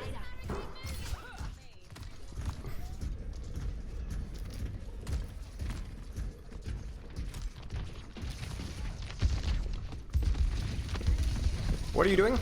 You dodging EMP? You're dodging EMP. Yeah, you're dodging EMP for shot. Reasonable. I would... It's probably worth a peek for knife if you can. Thank you. Oh, yeah. No! What is going on? What are you doing?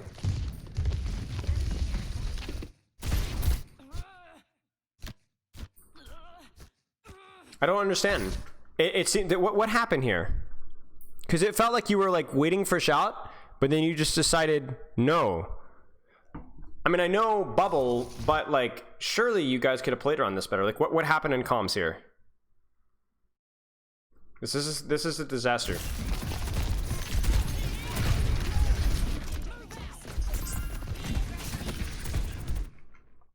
You're not sure? You can't remember? Unfortunate. Because it's really weird. It's really weird what happens here. And then right now, your shout. What should we be doing right now?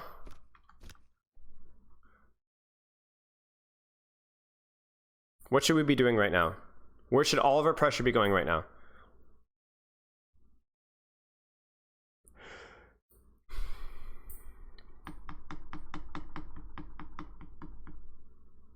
Go and squishy, right. Clear Sombra. I mean, even Monkey here. Press W, mate. Press W. Like, I don't know why we're, like, standing still here. Now we're walking. Oh. No! Honestly, you're cooked. Yeah, you're cooked. Stop! I mean, I guess if she's out of blinks, a recall for knife is alright, you know? Oh! Oh my goodness. Cover, cover, cover, cover, cover, cover, cover, cover, cover.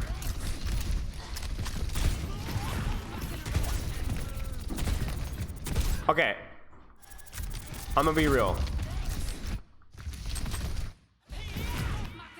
Axe. Right now. Right now. Right freaking now. Force her Suzu or TP. Right now. It's a fine trade. Make her reposition to here. She doesn't want to reposition here. Make her do it. Do it. Do it. It's a totally fine trade. Use it. I don't know. What is she doing? Did she just not? Did she just not have it? She didn't have it. You would have just straight up killed her. My dude. Nice knife, bro. Nice knife. Use the axe. Get it right in the smacker. Nice. Nicely done. You basically just W key backline? Yeah, so the difference between Reinhardt and Junkerqueen is that Junkerqueen has like a little bit more agency with how she can position, and she can also help her backline a little bit more. She's like a much better matchup versus other heroes. That being said, she's a lot more fragile. So the idea is yes, but not quite to that extreme, because she doesn't quite have that freedom. But also she provides more to her team than a Reinhardt does. So it's like, yeah, she can peel a little bit. Well, she can peel, but she can also like clear people a lot faster. Like having your own internal speed cooldown is like so good. You really play, yeah, exactly. You honestly just play like another DPS, really. But that does mean you are more fragile. Out, out, out, out, out, out, out, out, out, out, out. Regroup, regroup, regroup, regroup. Ah, no! You're not clever or cute. It's costing you so much HP.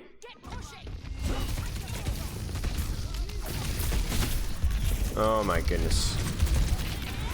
Oh my goodness. Thank you. Oh, I thought for sure you were gonna ult. That made me so sad. How does she differ from somebody like Zarya? The difference between her and Zarya, she's more of a direct threat herself, whereas Zarya contributes more with her bubbles than she does. Junkerqueen just has speed. Like if you look at versus their composition, the way you play is you're essentially trying to just permanently shoot monkey whenever you can, but also you're just trying to force Sombra Translocate. You're just trying to force Recall. You're just trying to force Monkey Bubble and keep yourself up alive as much as you possibly can. Junkerqueen is essentially the tank hero that wants to pressure squishies, but she's the tank hero that has her own internal speed boost and actually has a few ranged options as well. Imagine if you just took Reinhardt's shield away and he gave him a little bit of speed boost instead. Imagine if you took Reinhardt's hammer away and gave him like a mid-range, short-range shotgun. It's essentially what it is. You just have more freedom to reach targets that Reinhardt couldn't otherwise have without using your charge. Right. So my problem so far with what I'm seeing from Riot is I'm not seeing enough cover usage so that we're losing too much HP unnecessarily. And I don't also love the way that we're using our cooldowns. Sometimes it feels like we could just be using an axe on a Kiriko at point blank range just to force cooldowns, and we're not doing it, or we're fishing for like an axe on a Tracer when it's just not going to happen, right? It's just not going to happen. I think those are my major issues, I think, for the most part. Let's keep watching.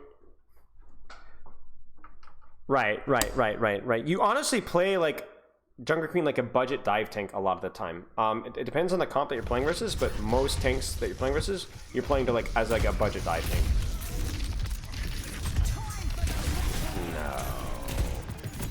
No.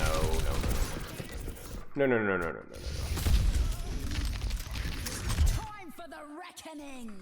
So, Riot, what should she be doing right now? What's the priority? You guys could even chime in here. Who's out of position and who's playing aggressively on the enemy team right now? Right. Lucio or Winston. That's it. You just chill. Just use Lucio or Winston. Lucio, Winston. If we were in position to shoot Sombra, Sombra would be a priority too. Yeah, but I think she's too far around the corner, so we just go for Lucio, Winston. Yeah. No, you're good. I mean, if Sombra was anywhere near here, then yes, Sombra would actually be the priority, right? So yeah, just shoot Lucio, Winston. Just shoot them. Force the Suzu that way. Force the beat that way. Because you do force beat and Suzu, but really, honestly, neither one. Only Suzu was needed, if anything. Nice. Oh, so close. I don't like these prediction axes. Just like right now, axe, you know? Get down, Mr. President!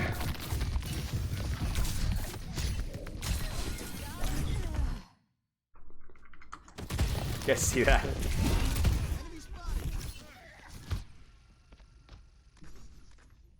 The goddess is here. The goddess is here! Why is GGB playing with Junkerqueen a lot? Wouldn't Tracer and Soldier be better for the composition? I mean, I don't know. This is like mid-GM. It's not like they're playing like the most big brain strategy ever. They're just playing what works, you know? Genji is like a dive hero. Junkerqueen is a kind of a dive-ish tank. It can work.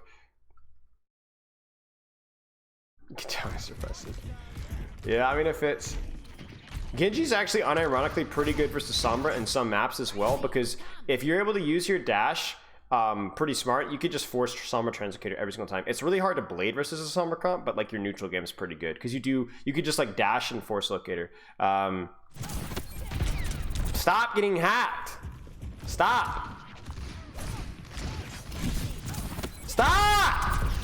You're killing me. You lose so much HP when you do that. No! Hacked. And then one of the most what are you doing, broski? No. Just go to spawn. Honestly, just go to spawn.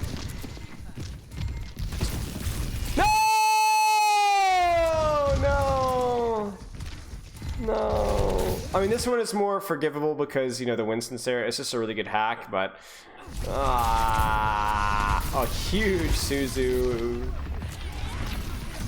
No, what are you knifing? What are you aiming at?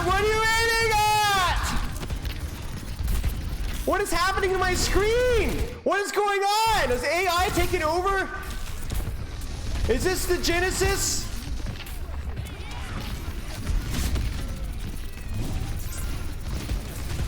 What is happening?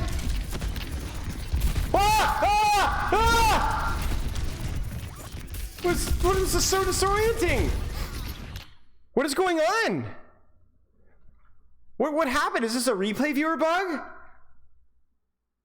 Yeah, no, the initial axe was honestly fine. But what happens here? No, but seriously, what's going on? We're like, it's like.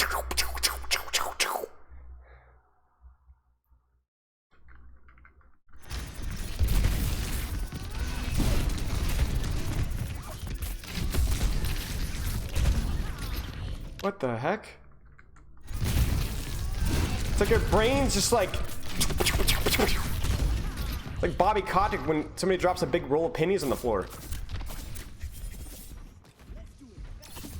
What is going on? But seriously, it was like pixel skipping.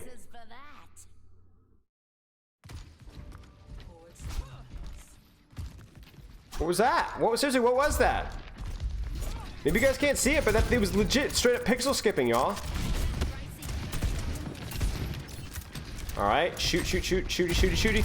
Ah! Stop swinging so wide, especially with this Cassidy here. Like, I respect what you're trying to do, because in the cast is at the target. Okay, there's some lag. Alright. But like, don't swing so wide. I beg, you lose so much HP. Oh, and you get hacked. Okay, we really need to work on your cover usage. Like, you have to treat it like you're a real boy, right? A real dive tank, right? It's definitely lagging now. Oh.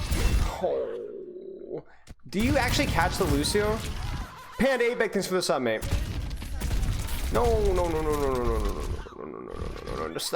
We need no.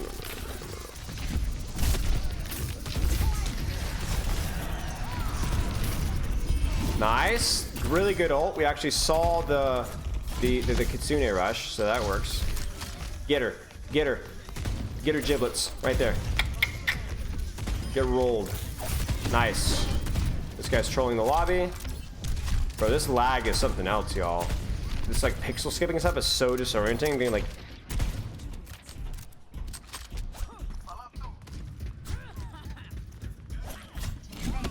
Nice knife. We'll pretend we didn't see that. Nice knife. Surprised you guys are fighting for high ground here with you pushing robot. Nice use of cover. We don't get hacked. I will say this, by the way. Yeah, the viewer is obnoxious. I actually had this with a Genji player I was coaching, a top 500 Genji player, where the Mercy was looking like this, but like 10 times worse. By the way, who should we be putting attention to?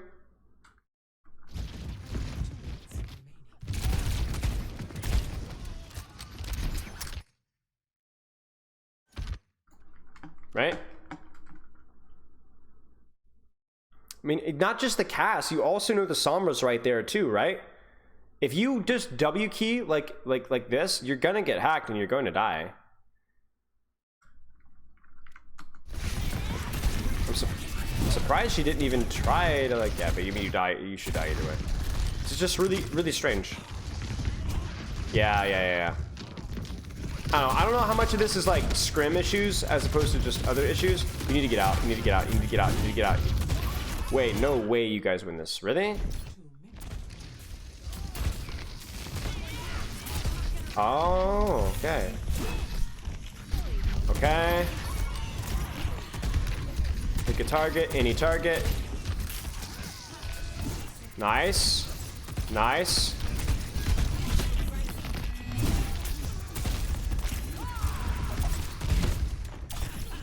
Oh, come on.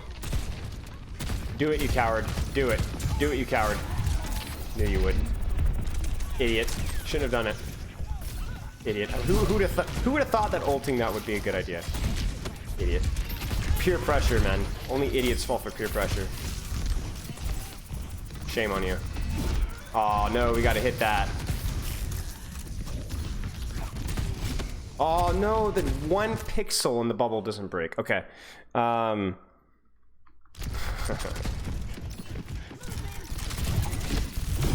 No way this works. No way. Oh, you pull it and she doesn't locate. All right. Lucio or Monkey or Kiriko even better. Come on, get her. No! Stop it! Stop pressing the button like that.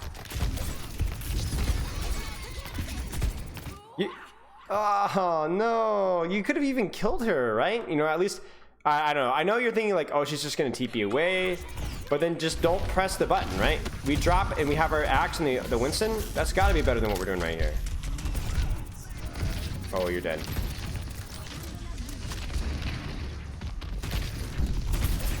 Get him. Ah, you die. Wait, no way. How are you guys still alive? What is going on? You're dead, right? Right? What on earth? This is the weirdest map. You guys win this. What? Okay. We'll keep watching. Let's go on to the next code here.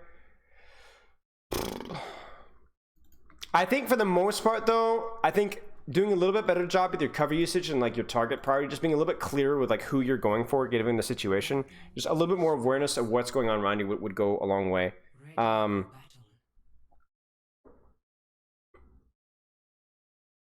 Yeah, pretty much, Ethan. I think knife is just whatever's available, essentially. And then if you can get a squishy, squishies get more priority, but obviously squishies are harder to hit, so it's like finding that nuance. New support's kind of underwhelming. Yeah, we'll take a look.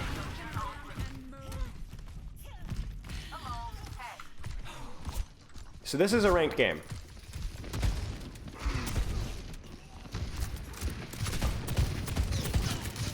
I would not be picking this. Like, you see Widow Ashe high, there's just no point picking this. You just go robot. Go robot and focus on, like, either hold this corner here in case Monkey dives, or go robot and push robot from here. Paulo, thank you so much for the sub, man. I appreciate it. Mom Spylo's live? Bro, Spylo being live is I am dead, y'all. I'm not gonna lie. I'm so tired. You can tell I'm tired because I'm either like dead or I'm salty and yelling. There's no in between. Even like this, like right here. What's the game plan here? I swear it's not just shooting Monkey. Okay, let's think about this. Let's think about this. What if you swung to this corner here? You know what I'm saying? Avoid Widow LOS, shoot Monkey, and then fish for knives on Ashe. I think Junkerqueen works best with Lucio. And then your other support, I think Kiri's probably fine. I mean, it depends. I just think like the Junkerqueen is like so messy. Like she just needs mobile supports to move around with her. Like she moves, there's so much movement involved that having something like a Kiriko Lucio is really helpful. I mean, even like a Brig is all right because she can bash. But yeah, I think, yeah, you can't peek here. That shout sucks, respectfully. This is okay, but we want to be sitting on our shout, right? Because like, here's the thing. If you play here, let's say with shout, that Winston pushes card. He pushes into your side lane, he gets spammed. His backline is like, crap, we cannot shoot them, we have to walk forward. They walk forward, now you trade backlines because you have shout and they're close enough to where you can shout and knife on top of them. Yeah, I like Kiri. I just don't like the shout. I mean, I think this is just kind of an L, you know what I'm saying? But but we need to rotate top. We can't stay here. We need to get out. We need to get out. We need to get out. Get out. Cover. Stop peeking the Ashe at this range. Don't even shoot the Mercy. There's no point. I mean, this is what we do, right? Yeah, I appreciate it, mate. Appreciate it. I mean, if you don't get this, if you don't get to kill this Widowmaker, I'm gonna blow. Why are you not knifing, bro? Knife, shoot knife. Shoot knife. She's not even looking your way. One shot knife. Use it. Pull her in. Confirm the kill. No. And I wouldn't have chased either. Okay, so here's the thing. Now this fight, maybe this fight's just lost. I don't know.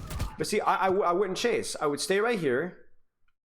Walk, regroup with my supports, and maybe look to like pressure on and hold the high ground. No, no, no, no. You're dead now. You're dead now. There's no stabilizing from this. Go for the widow. Go for the widow. You're dead. You're dead. Just die. Just die. Just die. Just die. Yeah. Really struggling, I think, to state. I'm glad we took a look at this VOD, because the script VOD was a little bit messy with like your cover usage and stuff, but this is just kind of confirming that. It also shows that you're not thinking about, like, I think you're struggling to play versus snipers. Avoid their sightlines or you're diving them. Avoid their sightlines or you're diving them. What's their gun range? Like 15 meters? I don't know. It's like, it's not really a shotgun.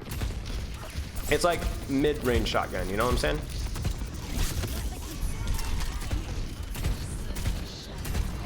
Nice. I love the greed with the shift. That's a good shift. Cover. See, I would even go to like here and then just kind of like jiggle peek from here and just keep these guys busy, you know what I'm saying? You know what I'm saying? You know what I'm saying? You can do it now. You can do it. If you wanted to, you could. Oh, I was thinking about ulting that, honestly. We go back point. We could go back point. We go back point. We go back point. Nice. No sniper sightlines. Drop. Drop. Drop. Drop. Drop. Drop. Drop. Yep. Yep. Here it comes, right? I'm scared about sleep dart though. Ah! Yeah. Okay. Life tip.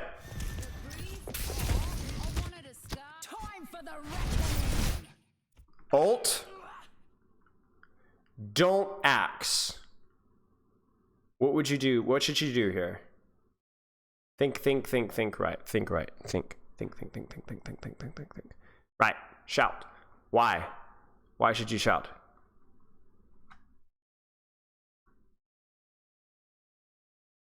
Dodge sleep. Yep. It's not even a bad position, y'all. Not when you've got this many bleeds active and you have all your abilities, but you're gonna get slept here.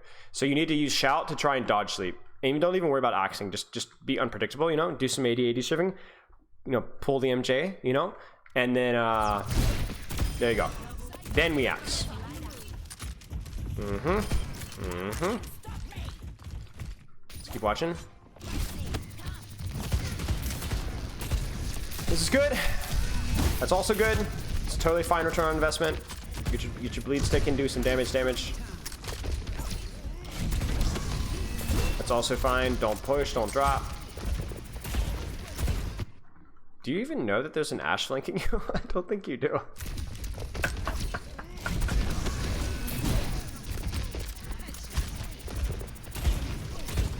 He doesn't know chat. He knows! He knows! He knows! But wait, when did we shout? Oh, it's unfortunate that you layered beat and shout, but that's alright. Oh, nice. Tips for your hairstyle?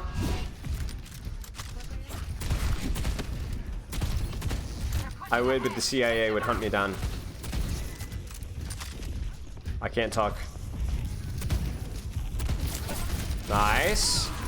You see, this is kind of what I'm talking about, right? Like, obviously you get slept, so like, you know, you got to be careful. But like, the thing is here is, this is really, really good cover usage. You pull, and at the same time, you shout. And then at the same time, you axe. Much harder to hit that sleep dart. And even if you get slept here, you're at a high HP. They're under an immense amount of pressure. You see how they're backing off here? This is totally fine. Like, if you're gonna get slept, punch them in the mouth so that they're not likely to punch you in the mouth while you're being slept.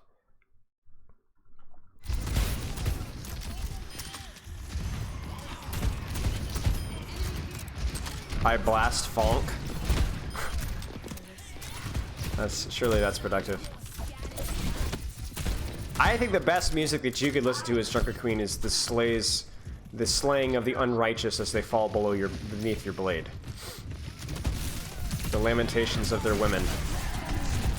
The screams. Yeah, so this is pretty cute. My only concern with this positioning here is just like your position in relation to your team. Like, you need to be careful about like how far you push in comparison to your team. Now your Curie does follow, which is nice, but like, you got to be really careful about this. I will say it lines up nicely, but just be very careful. Just be very careful. I will say that this actually works out nicely because you're away from their Ana, but just be careful. I don't understand some of your carnages. I could sit here and think for hours. I think you thought that you got the knife, I guess, and you just didn't. So there's that.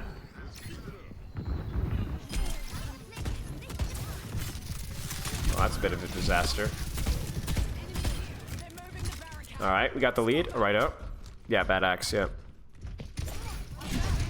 What are we talking about with Genji?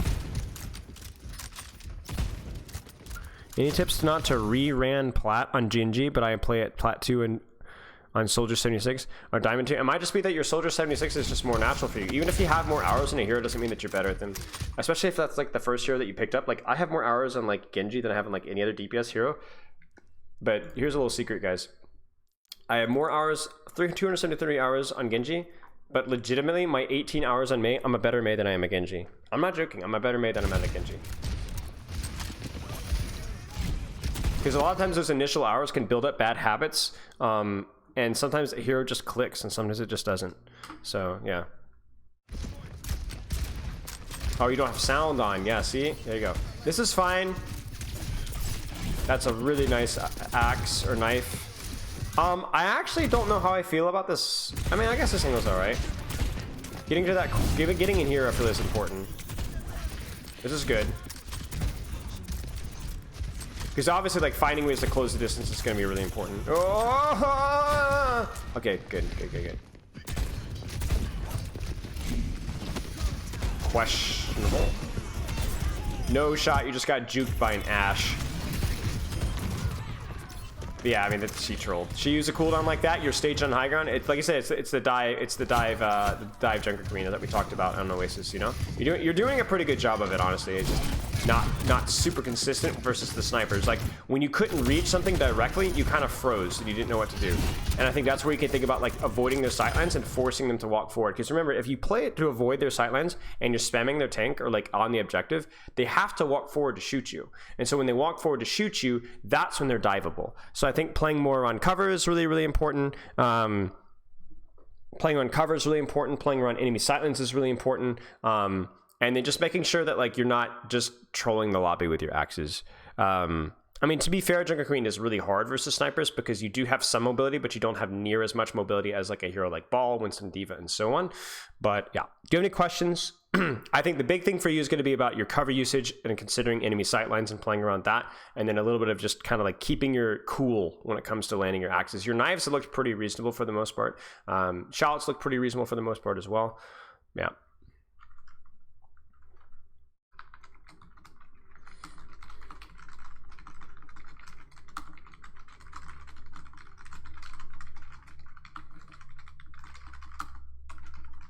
Staging with dives, pressure looked better.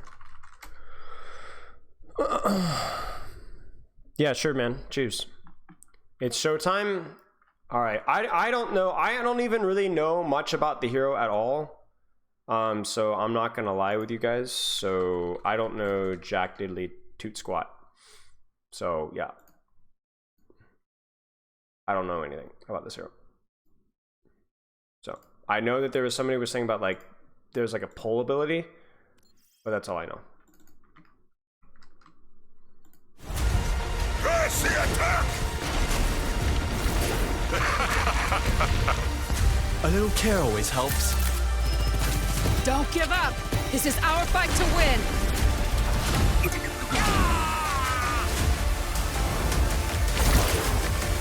Being down just makes the comeback all the more exciting.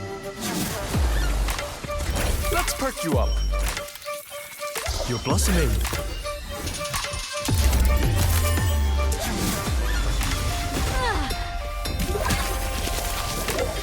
Lucky I was here, huh?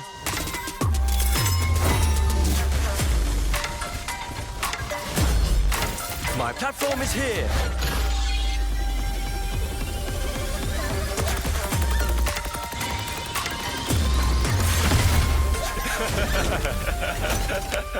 Handhold. Shall we do this together? Leave this to me. Life unbridled.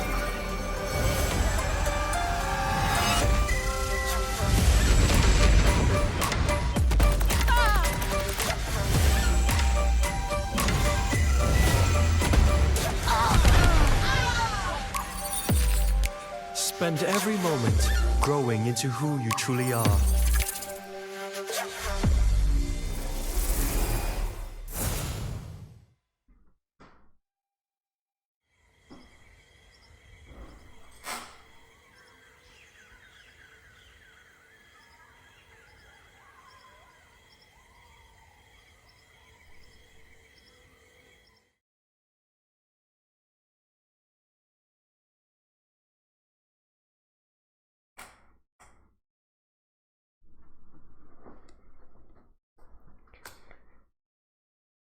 Huh.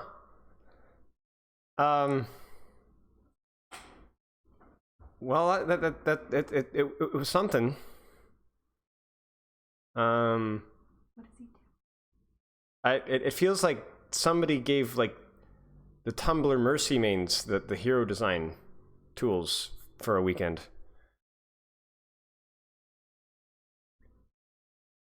The ideal man.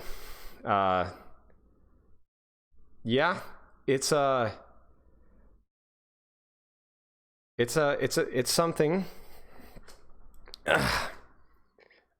I will reserve my judgment. What do I need to be looking at? Somebody spoon feed me. What do I need to be looking at here? What do I need to be checking? Origin story. Space. What am I looking at here? Garq is a good video. All right. I think he just said. Maybe one day I will be maybe one day I'll get early access, guys. Maybe one day. Maybe. You're too angry. Hey everyone, it's Garq here. I got to play Lifeweaver early, so I'm here to demo and break down all his abilities for you, along with some numbers I've been able to reverse engineer. Yes. He's going to be released in Season 4, which begins on Tuesday, April 11th, which is 1 week from now. Lifeweaver has a ton of abilities. Well, let's begin with his primary fire, the Healing Does he Blossom. have a flower on his back? Yes, hold to recharge a healing burst. This ability has 12 ammo and a charge mechanic. The amount you will heal is indicated in the center of your screen. If there is no target within range, it will consume the ammo and nothing will happen. I don't know. The reload time seems to be about 1.75 seconds. The maximum healing you can charge up is 65 HP, and the minimum healing is 10, and you can spam the 10 HP really fast in rapid succession. Your Healing Blossom range is dependent on that diamond indicator, which is for your life grip ability. We'll get to that ability later. It appears that 30 meters is the maximum range. With this workshop tool, you can see that if I'm further than 30 meters, there's no indicator. The heal won't target them, but once I walk forward and I'm at like 29 meters, it's working again. Now, one interesting thing about Lifeweaver is that his life grip and the Healing Blossom indicator sensitivity option is shared. So again, you can see the diamond indicator and I'm in range to heal, right? Yo. Like visually, the distance is this far. Now, if I go into the options and lower the sensitivity from the default 100 to, let's say, 20%, now look how far my crosshair has to be before the indicator goes away. The sensitivity is a lot less, meaning you have to be a lot more precise, and I actually can't heal here. Now, if I go back into the options and put it back to 100, now the indicator shows up again and I'm able to heal once again. My recommendation is to keep the sensitivity at 100%, and based on my playtesting, I found you actually can life grip the wrong person at 100%, but the healing is nice at the sensitivity, so my quality of life feedback for the Overwatch team is to please separate the two options, or make them function independently like Kiriko Swift Step and Healing Ofuda. Lifeweaver's base movement speed is 5.5 meters per second, as you can see on the top left, and when you charge Healing Blossom, there is a 25% movement speed penalty, because his movement speed goes down to 4.13 meters per second as he's charging up. Your Healing Blossom is targetable through shields like Rhine's Barrier, however, the projectile is going to be blocked by it. There is a small tip here where the healing projectile actually arcs over top, so aim a little bit higher and it might go over depending on the elevation.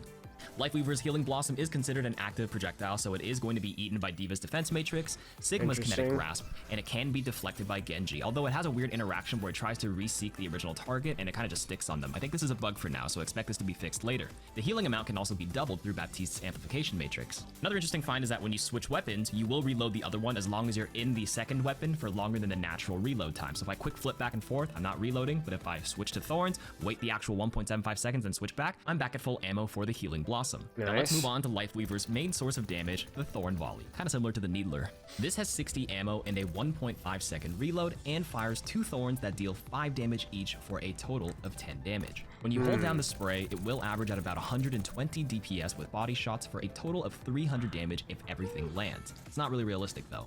The thorns can headshot and deal 2 times the damage as well. There's actually no fall off damage at long ranges, so you will deal the full amount, but the weapon spread is kind of wild, so you're not going to be hitting much past a certain point. The next ability is the pedal platform. There's a little like Ramacha's weapon, maybe a little bit faster projectile. Is added to Overwatch 2 since there's so many potential plays you can make with this. This ability has a 12-second cooldown and will stay on the ground forever. That's right, you can plant it down and walk away. There's no range limit or anything. The only way to destroy it is to manually break it by pressing the interact Wait, key, it just lasts forever? one up, or having the enemy destroy it since it has 400 HP. The platform can be activated by both your team and the enemy team and will last 10 seconds once it's up.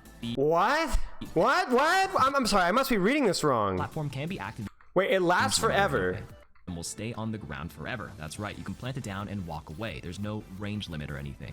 The only way to destroy it is to manually break it by pressing the interact key, putting a new one up, or having the enemy destroy it since it has 400 HP. The platform can be activated by both your team and the enemy team and will last 10 seconds once it's up. What? The platform can be activated by both your team and the enemy team and will last 10 seconds once it's up. Why? Why is it activated by the enemy team?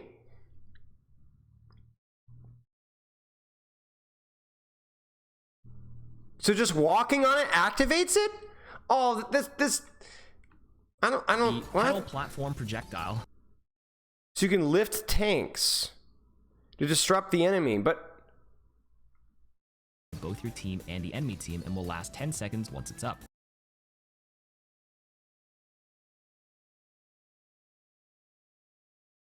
bro, I don't know. This is I'm gonna be honest with y'all. This is either gonna be really fun or I'm literally just gonna I'm gonna retire and work at the Amazon factory. The pedal platform projectile. I feel like there's not gonna be a lot of in between with this hero. That's a mouthful. Let's call it the P. It's either gonna be this is a PP cannot be eaten by matrices like D.Va and Sigma, nor can it be deflected by Genji. The PPP does get blocked by barriers like the PP? The PP. like D.Va and Sigma, nor can The PP. well, that's a mouthful. Let's call it the PPP cannot be The PPP. Karku eaten know what by he's doing. matrices like D.Va and Sigma, nor can it be deflected by Genji. The PPP does get blocked by barriers like Rein's shield, which is an interesting interaction. The platform is my favorite in Lifeweaver's kit with so much playmaking potential, like sending your Rein to finally deal with those pesky widows. Right, because that's definitely will happen. Rejuvenating Dash is Lifeweaver's I am healthfully skeptical. next ability, which does exactly as the name implies. It's a 6.15 meter dash that is on a 5-second cooldown. It also rejuvenates him, healing 25 HP. It does not, however, cleanse him of negative effects such as the dynamite burn or the purple anti-effect, as you can see. You can only dash Feels like in 8 Hanzo directions Lunge. on PC: north, east, southwest, northeast, the cardinal directions. But I think on console you can actually go wherever your controller is aiming, so it's technically 360 degrees of coverage, but I'm going to need my console players to confirm this for me later. You cannot, however, dash vertically. Trust me, I tried it. It just looks silly when you stare at the sky and dash. Okay, on to Life Grippers, the most controversial ability with so much trolling potential in ranked, but incredible playmaking ability at the highest level. Its maximum range is 30 meters. It's that diamond-shaped UI indicator that'll let you know if you're in range to pull someone. It will also only pull your teammate to the position in front of you where you activated the ability, no matter if you move away, like dash, or turn your camera around. No.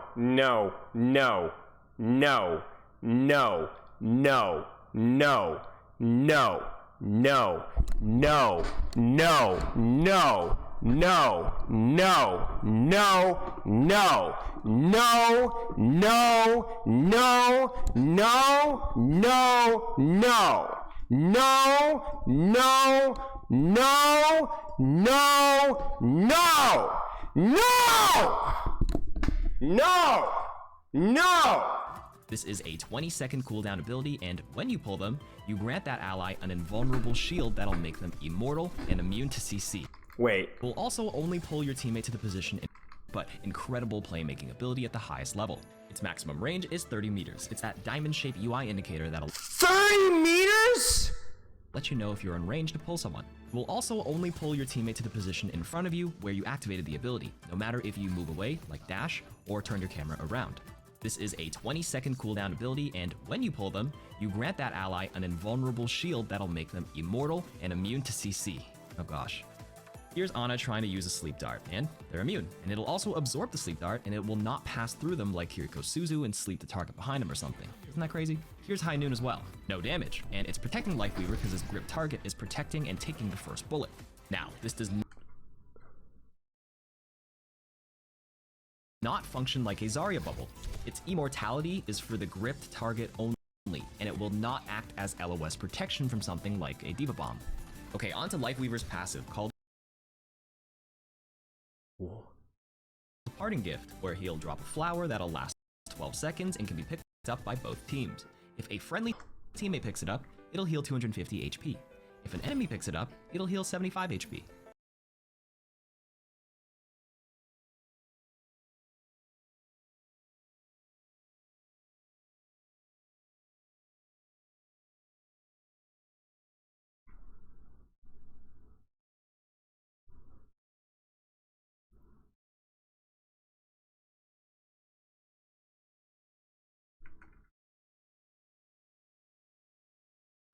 Three days too late.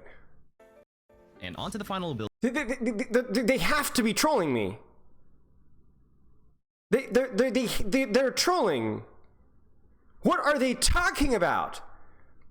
Something like a D.Va Bomb. Okay, on to Lifeweaver's passive, called This feels like somebody in like one of those like r/Overwatch subreddit threads of people just spitballing ideas. What's oh guys, I died, quick, use my corpse. Like, it just doesn't make any. It's like some of these just are objectively like I just don't like the design, right? Like the whole life grip, I think it's bad game design. Some of these are really weird. Maybe they'll work out in execution, but it's really weird. Some of them are just like, I don't know how I feel about that, like the Healing Blossom. And then there's this where I'm like, what?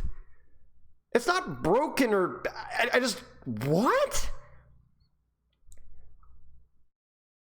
What's happening? Like what's the purpose of this? What's the usefulness of this? Like what does it do? Like what?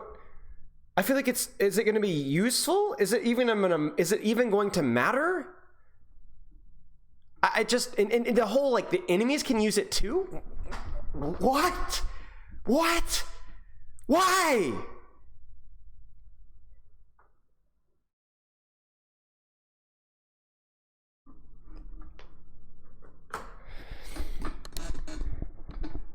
Stop smoking weed!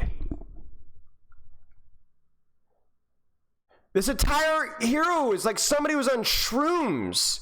It's like a giant euphemism. The flowers are just actually like narcotics. You can't be serious.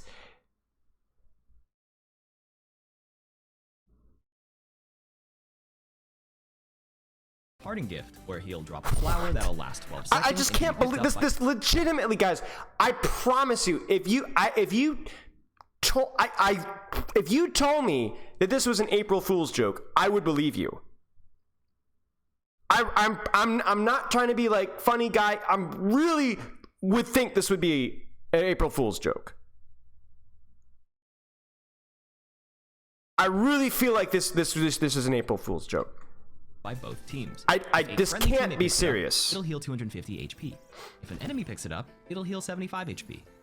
And onto the final ability, his ultimate, the Tree of Life. This tree can be cast at a maximum distance of 30 meters as well, which is the exact same as his Life Grip and Healing Blossom. Once the tree goes up, it'll last 15 seconds, has a 12-meter radius from the center, and will instantly heal 150 HP. After that, it'll pulse and heal 50 HP 8 times, for a total of 550 HP. This is team-wide AoE healing, and you need to have line of sight or LOS of the center orb. It's that thingy right there in the center. That's the LOS check. You can see Roadhog wasn't getting any healing behind the wall, walks around to the right, gets LOS, and then gets healing after. The line of sight is not blocked by shields from the enemy team, but it is blocked by natural cover. Now, I don't expect this tree to last all 15 seconds because it actually has 1000 HP and is a targetable thing, so the enemy can actually shoot it down. Since you're literally Hashirama Senju and spawning trees, that goes without saying that you can have so much counterplay to a lot of enemy abilities, like the tree can be used to block line of sight of D.Va Bombs. The potential is limitless with this character.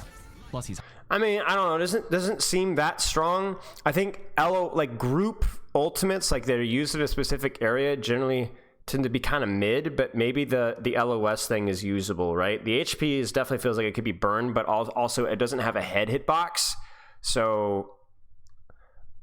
kind of a pretty lackluster ultimate, I'm not gonna lie to you guys. In terms of like, I really feel like they've dropped the ball with ultimate design. It just feels like a lot of the more recent ultimates just haven't been particularly useful, or and not useful, but not interesting. It's an AoE heal pulsing tree, you know. But the ultimate is boring. Everything else, though, I don't know. I mean, I guess it's to compensate for the bat crap insane kit that he has. Like, I still can't believe this isn't April. I feel like I'm dreaming here. I'm tired as it is. It legitimately feels like I'm dreaming. Like, this isn't real, is it? Like,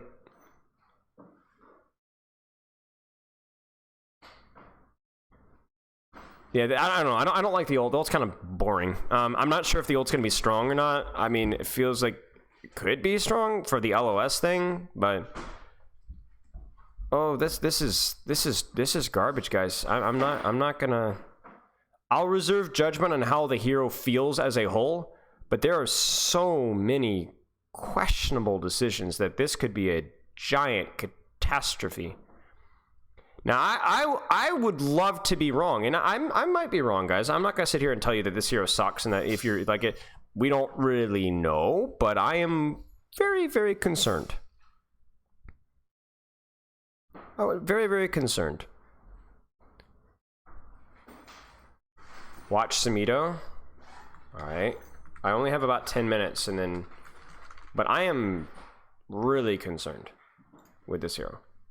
Yo, what is going on today, guys? It is Sam, better known as Samito, and today we're coming at you with Lifeweaver. Kind of like my first reactions of the kit. I've looked at it a little bit, I played it a little bit, and I'm going to bring up the pros and cons of this character, talk a little bit about what his playstyle is going to be, in my opinion, and talk about some things I think the devs will have to change with the hero. But to start, let's talk about... I think there's so much about this hero that just is going to have to be changed. The platform raising being used by enemies is...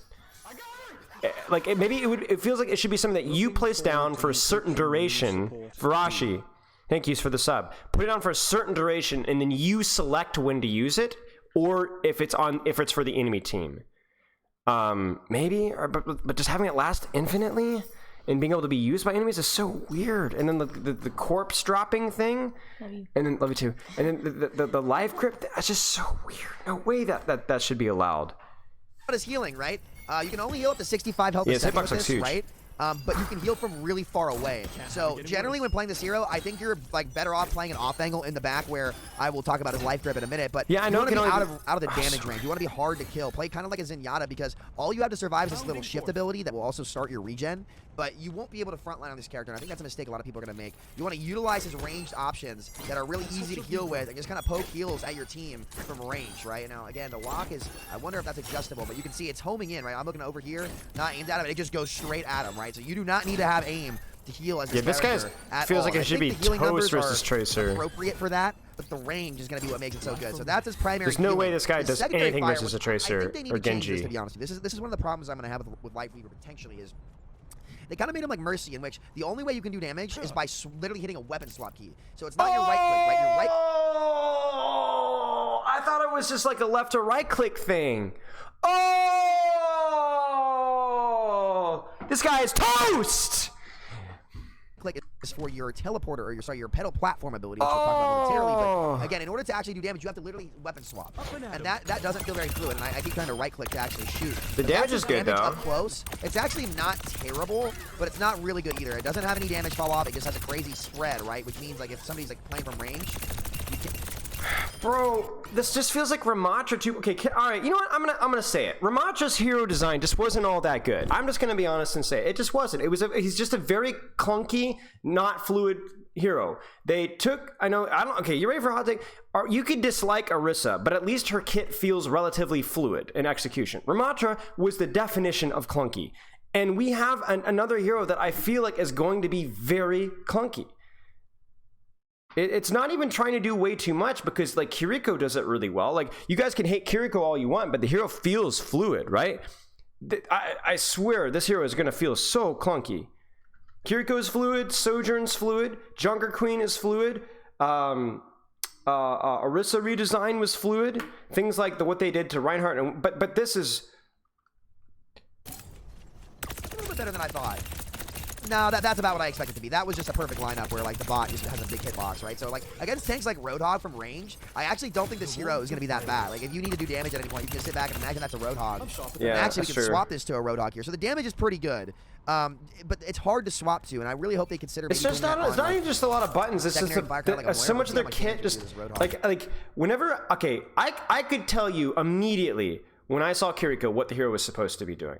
I feel like with well-designed heroes, you should have a pretty good feel of how to play the hero intuitively. You know what? Not a whole lot. Well, I feel like a lot of heroes. It's hard to intuitively know. If they have a big hitbox, it know. could be pretty good. So yeah, either way, let's move on to ability 2, which is pedal platform. Like I said on the previous one, though, I would like to see the depth potentially maybe rebind some of those keys to make. It feels like why is the hero with pedal platform the one that has Tree of Life? Like you want a something of an identity, even within the dynamics of the Overwatch 2 design. You want an identity of what the hero does. What is this hero's identity right now? I just don't know what it is. More fluid. I think average players are going to struggle with. I don't think I have an opinion on whether the hero is going to be strong or not. I don't feel like it's going to be very good. But like, what does this hero do? With that quite a bit. But the pedal platform allows you to put down like basically a jump pad, and it gets triggered by enemies or allies, and it will stay here forever until someone steps on it. It is breakable, has 400 HP, but if you step on it, as you can see, it's going to elevate you to high ground. And then it just stays there until you choose to break it or use another one. The good news about it is, while this is active, your cooldown is still resetting. So you're going to be able to use these pretty consistently. That's so strange. You use it to heal targets that are on high ground, kind of like this, stay in the back. I do not think this is a character that you play aggressive with. You must play passive with this hero. So that's a pedal platform. Just positioning, yeah, maybe. Here comes my biggest problem with. But nah, that's just not something that really functions in a competitive environment very well. Thinking about it, I actually think it might be okay. The life pull, life grip, right? This is going to be used to troll in ranked, and I think they need to make it so the player who's getting pulled can actually. It's not even the fact that he's going to be trolled in ranked. It's people are going to try to use it, and they're just. It's just. No, people are going to try it, and they're going to mess up. Like, even if you do it with good intentions, this is still going to be goofy. Interact with the ability, but take a look at this. You can go all the way over here. I think it's like within 20 meters, and just.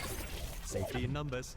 Pull your teammates out of any bad situation, which is why you're going to want to play this character very far back on these big angles, because you want your teammates to catch a dive for you, right? And then you can just pull them right out while healing them from range. This is not a hero you play aggressively, and actually, these numbers are kind of crazy. So like, say this guy's in a bad spot. No, you're not. You're right here with me. And the problem is, I think people are going to troll with that, and the player you're pulling cannot interact. They can't accept it. They can't deny it. And if it's an enemy like a hog hook, you can shoot the hog, break line of sight of the hook, but you can't interact with your teammates. So there's going to be a lot of team griefing going on with this ability. Accept it, right? So there actually has to be some kind of communication or something. It's just, I think they need to change it a little bit. They heal you a little bit, so you take just a little bit of damage. All right, let's see, we get down to 50 health, and I use my shift, and I regen just a little bit, and then aside from your jump pad, starting back, using your life pool to start saving your team. So, is this hero going to be super OP? I'm not really sure, but that leaves us with his ultimate, which I actually think is pretty cool and good. You get to build this tree. This is what I wanted Inspire to be like as an ability, right? If your team plays in this tree, they're going to, so the enemy team can. Yo, think of the subject. They rely heavily on corners, going up to high. It's not trolling, it's just not super optimal. High ground, dodging damage. Oh, I jumped off of that. Wait a second. I didn't know you could do that. Let's take a look at this here in a second. I got an extra little bit of boost by jumping when on that. I didn't think that was going to work. How did I do that before? You need to play passive. I think the important thing with the tree is going to be to actually angle it in good spots and like play high ground. Interesting. So, noted tech. If you jump as it's going up, to boost by jumping and like play high ground like this, use your jump pad to get up high. Let's see. Yeah, I got everything up. Cool. You get kind of like a jump pad boost. So let's see. Zero has a lot of utility, man. There's going to be good things about it and bad. People in ranked to use that right. And if I don't want to get pulled out of the fight, like I'm about to kill a target, I think it's best being put on corners like this. Like you don't want to just put it like right down mid. I wouldn't look like where the meta is right now. I wouldn't really be looking to use it. And again, I think you can actually use this flower to displace enemies. So he'll have an interesting playstyle. That's a little bit short. Let's see. Nope. No, you don't. It'll push them up to back and forth. I don't know. We have to hop into our collab, guys, which is going to be a lot of fun today. But I don't get it. I don't get it. I'm not gonna lie to you guys. Like if I could sum it up as simply as I could, I don't get it. I don't get it. I'm not all bad, not all not all bad, but I really truly, even the non-hyper negative things, I just don't get it. I don't get it. I don't understand what the goal is with the hero. I don't, so many of the abilities legitimately feel like fever dream material.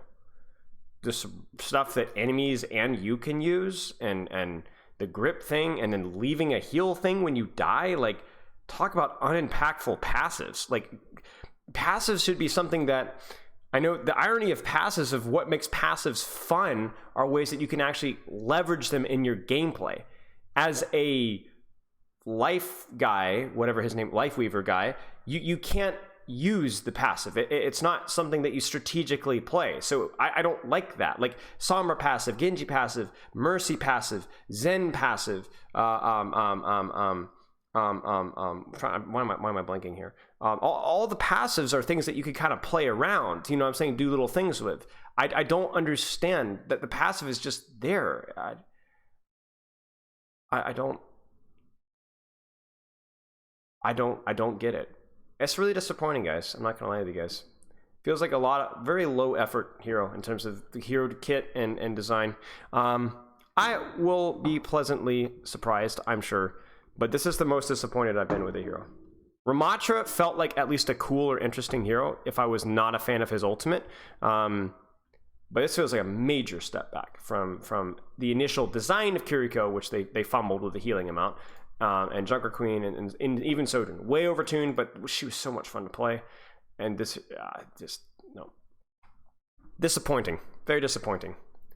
Okay, let's get into this.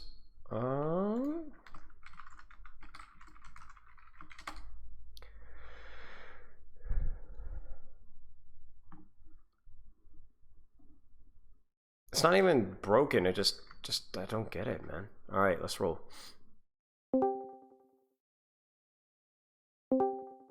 Yo, what's going on? How are you? Hello. How are you doing? Good. Appreciate you doing this. I'm really looking forward to this. This is gonna be sick. Me too. This is sick. Okay, so do you want to kind of introduce yourself to the folks in chat who may not be aware of the work that you've been doing on behind the scenes in the Genji universe? Mm-hmm. So I'm a top 500 Genji main that plays on high latency, which is quite rare, right? And I think that gives me a very unique perspective on the character as far as how he plays. A lot of people think that he is a very mechanical character, and I lean more to the game sense kind of stuff, using my brain to outsmart my opponents and put myself in good situations. Okay, makes sense. I mean, maybe that's something that's, obviously you have your ping differential that you have to deal with, but even if we're playing on low ping, maybe not everybody has the mechanics to accomplish what they need to accomplish. So if we all want to be Genji mains, regardless of our mechanical capability, you might have some advice for us. So, okay, makes sense. So what got you started on like the Genji train? How long have you been playing Genji? I started playing Overwatch, I think it was Tracer, from watching a streamer, but then after some time I ended up swapping to Genji. I was really bad at him at first, but he just clicked. I just loved the character, so I just stuck with him. I was all the way back in Gold or Plat, I believe, at the time, but I have been playing him for a lot of years now. I have been forced to swap to high latency at some point, so that transition was tough, but now that I've been playing on high latency for over 2 years, I think, that really gives me an edge, I feel, over other players if I were to, let's say, swap back to low latency if I had the opportunity. Got it. Okay, makes sense. So we've got a couple of things today. You were going to talk a little bit about your general approach to playing Genji, maybe some mental suggestions and mental tips as well for people that maybe don't even play Genji. There's something to learn here. So what do you want to attack first here? I think we should start with Genji stuff. Okay. And I think that the big tip, the big thing that I feel like most Genji players do wrong is not implementing pathing into their gameplay. Okay, because Genji is a character, he can poke at range and he can shoot close range, brawl there, right? He is very flexible. And I feel like that ends up being a trap a lot of the times because he can flow so well between playing passive, let's quote unquote, and aggressive, right? Right. But if the problem with him compared to, let's say, Tracer or Reaper, right, characters that often get compared to him, is that Tracer goes in after triple blinking or something, right? She commits the cooldowns. If she misses the kill, if she misses her value, she just recalls out. Reaper, it has Wraith form. Genji, if he commits the dash in, unless he plans the escape path, he needs that kill to get out. And that's where pathing comes in, right?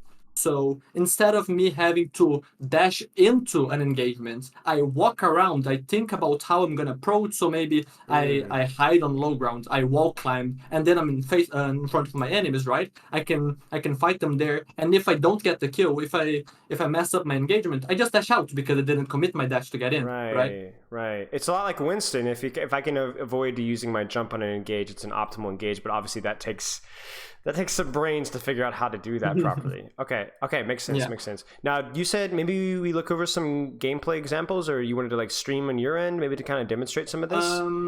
Yeah. I have a small video that I made to showcase some clips. Sure. And I also have a custom game that I can show some things. I'll transition over once we get there. Let me see. Can I find Overwatch? Okay, here it is. Stream Overwatch.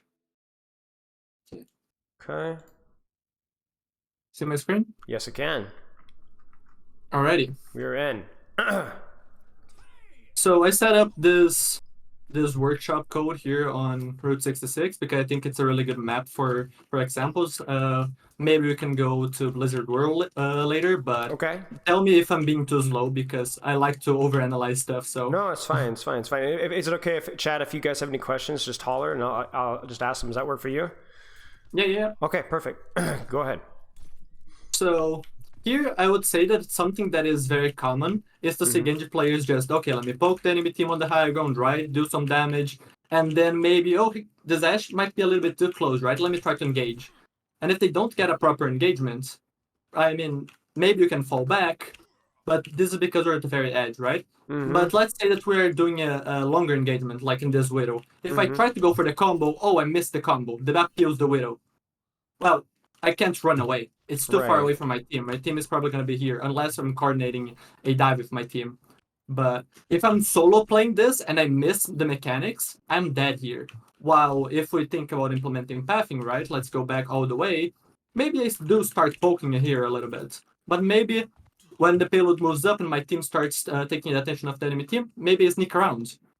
And maybe even if they know, now they have to keep me on the back of their minds, like any other flanker, right? And then maybe I wait for my team to try to engage or something, but then I always have this strat. And even if they know I'm here, I can just walk. If I don't get checked immediately, I do this. And once I'm in this position, if I fuck up mechanically, I'm choking, dash out. I'm good.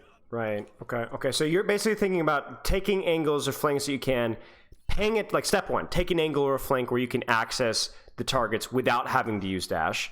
Step number two, you're waiting for your backline to peek, even if they're not diving with you, like you said. You're waiting for them to peek it and distract the enemy team a little bit, right? And then number three, you go in for your engage. If you don't get it, you have your dashes, your get out of jail free card. Am I getting that order right? Yeah. Okay. And this is very important because a lot of people would like to say, oh no, Genji's risk to reward ratio is really bad, right? And it might be, but you can mostly remove the risk in maps that give you the opportunity like this one. It's not all maps, like sniper maps, Junkerqueen, Circuit Royale, stuff like that, can be very hard. But that's where we start to implement other things, which is like the flow of his cooldowns, right? Right. So we talked about at the start trying to go for a combo here on the Ashe, right? Yes. I mean, this Ashe has a lot of HP because I made it so I deal very little damage with the workshop. Right. But this would have killed probably, right? Sure. And even if it doesn't, I deflect, I quickly drop here. So maybe even if I can't do those types of plays, I can just do this type of stuff where I'm just rotating, being annoying. Okay, wait for my deflect. I can maybe stay up there a little bit more. Maybe I just chill for a bit, stabilize with my team main. I come back here when I have dash. I do another rotation. I'm just annoying, right? I don't have to always set up the same type of play on the Widow because that is a lengthy play. I have to walk all the way through the thing and the path, right? Okay. To reach there. Unless it's something that's very worth it. Sure. So you're thinking if I don't always have to go for these longer, more aggressive plays. If I see a little of pathing or a flank that I can take that's lower risk, lower reward, but I can do it more frequently. Mm-hmm. Okay. And it also depends on the stage of the fight, right? Let's say my team is just now on the corner of the payload. Yes. They probably can't aid me down back here. So maybe I can look for an assassination there, but it's less likely. Now, if my team is starting to get over here, that's more in the area where the enemy is still pressured to start taking a fight and stopping points, right? Now that's more the place where I can go on the backline, and that's gonna be more worth it. So while the payload is in the corner, I can just go over here and just pressure them out, help my team, while being very annoying to the enemy team. Right. Okay. So it was interesting what you were saying about like the risk reward ratio with Genji. I think that makes total sense. Where you're saying basically like a lot of people complain that Genji's not that good, and yeah, he's not that good. However, a lot of the complaints just comes from people victimizing themselves and complaining instead of like actually using their brains, like you're saying, to find ways of making things work out. Yeah, exactly. Yeah, interesting. I play one of the worst characters at a high latency, and I still make him work at a top 500 level, right? Makes sense. It's kind of funny because like Genji mains are always making fun of the support mains, but for complaining, but they're just as bad when it comes to making excuses. Even worse a lot of the times. And we're gonna see that when we move over to like blading and stuff. I'm excited. Okay. So this all makes sense. This is all about pathing, is just taking angles or flanks where you can set up on backline, high risk, high reward, low risk, low reward, but ultimately trying to maintain your cooldown so that you don't have to.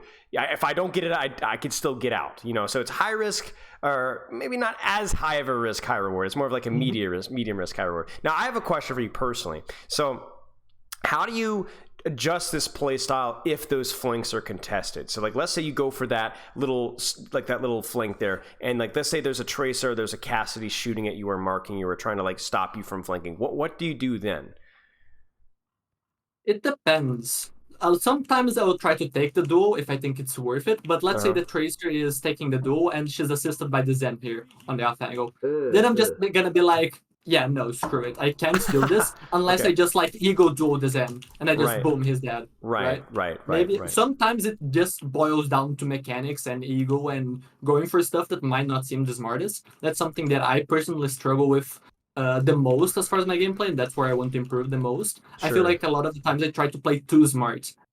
I see what you're saying. Okay, here's a question for you as well. In a situation that you just described there, would you just be able to take another flank? I mean, I guess Route 66ers aren't not a lot of other flanks, but like if, for example, if they're like hard marking you on like one flank, are there other options? I mean, I guess there would be other options. Yeah, is this too greedy? I mean, I can try to look. Let's say that I'm here, right? Yeah. I swap from the flank to main, so now I don't get to go over that path to maybe hit the backline, but I can still see if they play over aggressive and look for a combo. And if they don't, I can just play under. And playing under in this situation gives me a lot of options. I can pick here on the left side. I can pick main, but I can pick main all over this high ground, right? Right. I can even go right side here. Right.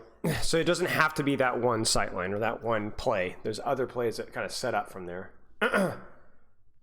Okay, makes sense. But it depends on the map, yeah. Sure. And if the map is bad, if the map doesn't really allow for this kind of stuff, then that's where you just have to do more of these. Okay, I'm gonna rotate my cooldowns smartly, right? I don't want to really be caught without both cooldowns, right? Sure. If let's say I'm transitioning between one place to the other. Let's say if I just came main here, I want to be here either with deflect or dash. I don't think they're gonna, in this specific case, drop and kill me, but usually in these types of rotations where I'm doing it alone and my team might only be able to support me from long range, I want to have one of the two cooldowns to be able to fight someone if they drop, right? Okay, makes sense. Okay, so pathing flanks, high risk, high reward, low risk, low reward. What's next? Because I guess to actually transition into that, I guess what's next in our agenda? I mean, we can take a look at some clips here. Sure, let's do it. Let me do this so this doesn't make any noise for me, and I need to undo the stream. So yeah, no worries, works for me. Let me bring up the video. Okay, there we go. I have the video. And chat, as always, if you guys have any questions, just holler. You seeing the video? Give me 1 second. Get it pulled up here. Yeah, I'm all in. We're good. Alrighty. So in this first example, and this is something that I try to do a lot, use map geometry. Boom.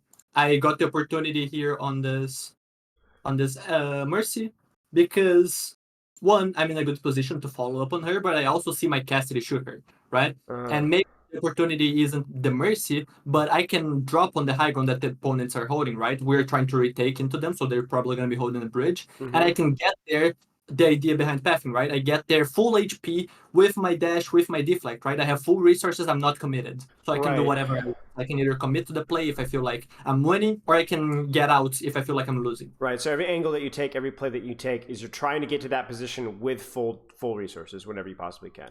If possible, yeah. Okay. And it can also be assassinations like this. This is just, the BAP has no idea I'm here, because I had a really good timing there on the wall climb to go over the roof, and then that's it. That's the team fight, most likely. Okay. Same thing here with Junkertown. And you're gonna see me waiting a bit because I'm doing this at the very start, so you can see the payload is very close still. I'm waiting for my team to push up a little bit more, so that the attention of the enemies, maybe they forget about me if they heard me. Or another thing that's important, right? If we go at the very end of Junkertown first, right, that is bad for Genji. But the start of Junkertown first is actually not bad. So ideally, I want to be as greedy as possible in this exact moment. Okay. So if I can delay my one assassination kill to when the payload reaches maybe the middle point, maybe we'd have one fight and then another one, but it's a scrappy one. They have a bad retake, right? That's much better than me just getting an assassination right away and we have a good retake. And now I'm playing Genji on long sidelines against snipers and I can't get them. Right. So you're saying about we want to take a fight where like there's actual high ground and stuff, and I don't have to like chase a Widow literally all the way across the map. Oof. That was like the element of surprise there. You time that when she's distracted, pocketing something, and then you go in right off of that. Okay, makes sense. And one good way to judge if areas are like good or bad for Genji is just dash distance. Can you rotate from one place to the other that is like good cover with one dash? If it's bigger than a dash distance, then it starts to become awkward. That's why the sniper maps are so bad for Genji, because there are very little rotations that Genji can actually do that are safe. Okay, makes sense. Oh, there's the geometry again. Holy smokes. Just get a free kill on her. And this is interesting because a lot of people ask about how to play Genji on defense, right? Sure. And defense is basically just a cheat to pathing, because you get to pre-set up. You don't have to look for that setup yourself. You don't have to fight for it. You don't have to spend time. So you start on the flank. You don't even have to path to it. You're already there at the start of the round. Yeah, and I don't always start on the flank. This time I did, but a lot of the times I play statue, right? And if I play on the statue, then I'm just going to wait for them to maybe push points. And then I'm on the back line with hopefully full resources, right? Because I'm trying to hide from them as much as possible. And I'm being annoying. If they force me out, then I get out. But I tried at least to be doing that thing. It's the same thing with the attack. And if I, let's say, mess up, I get back, right?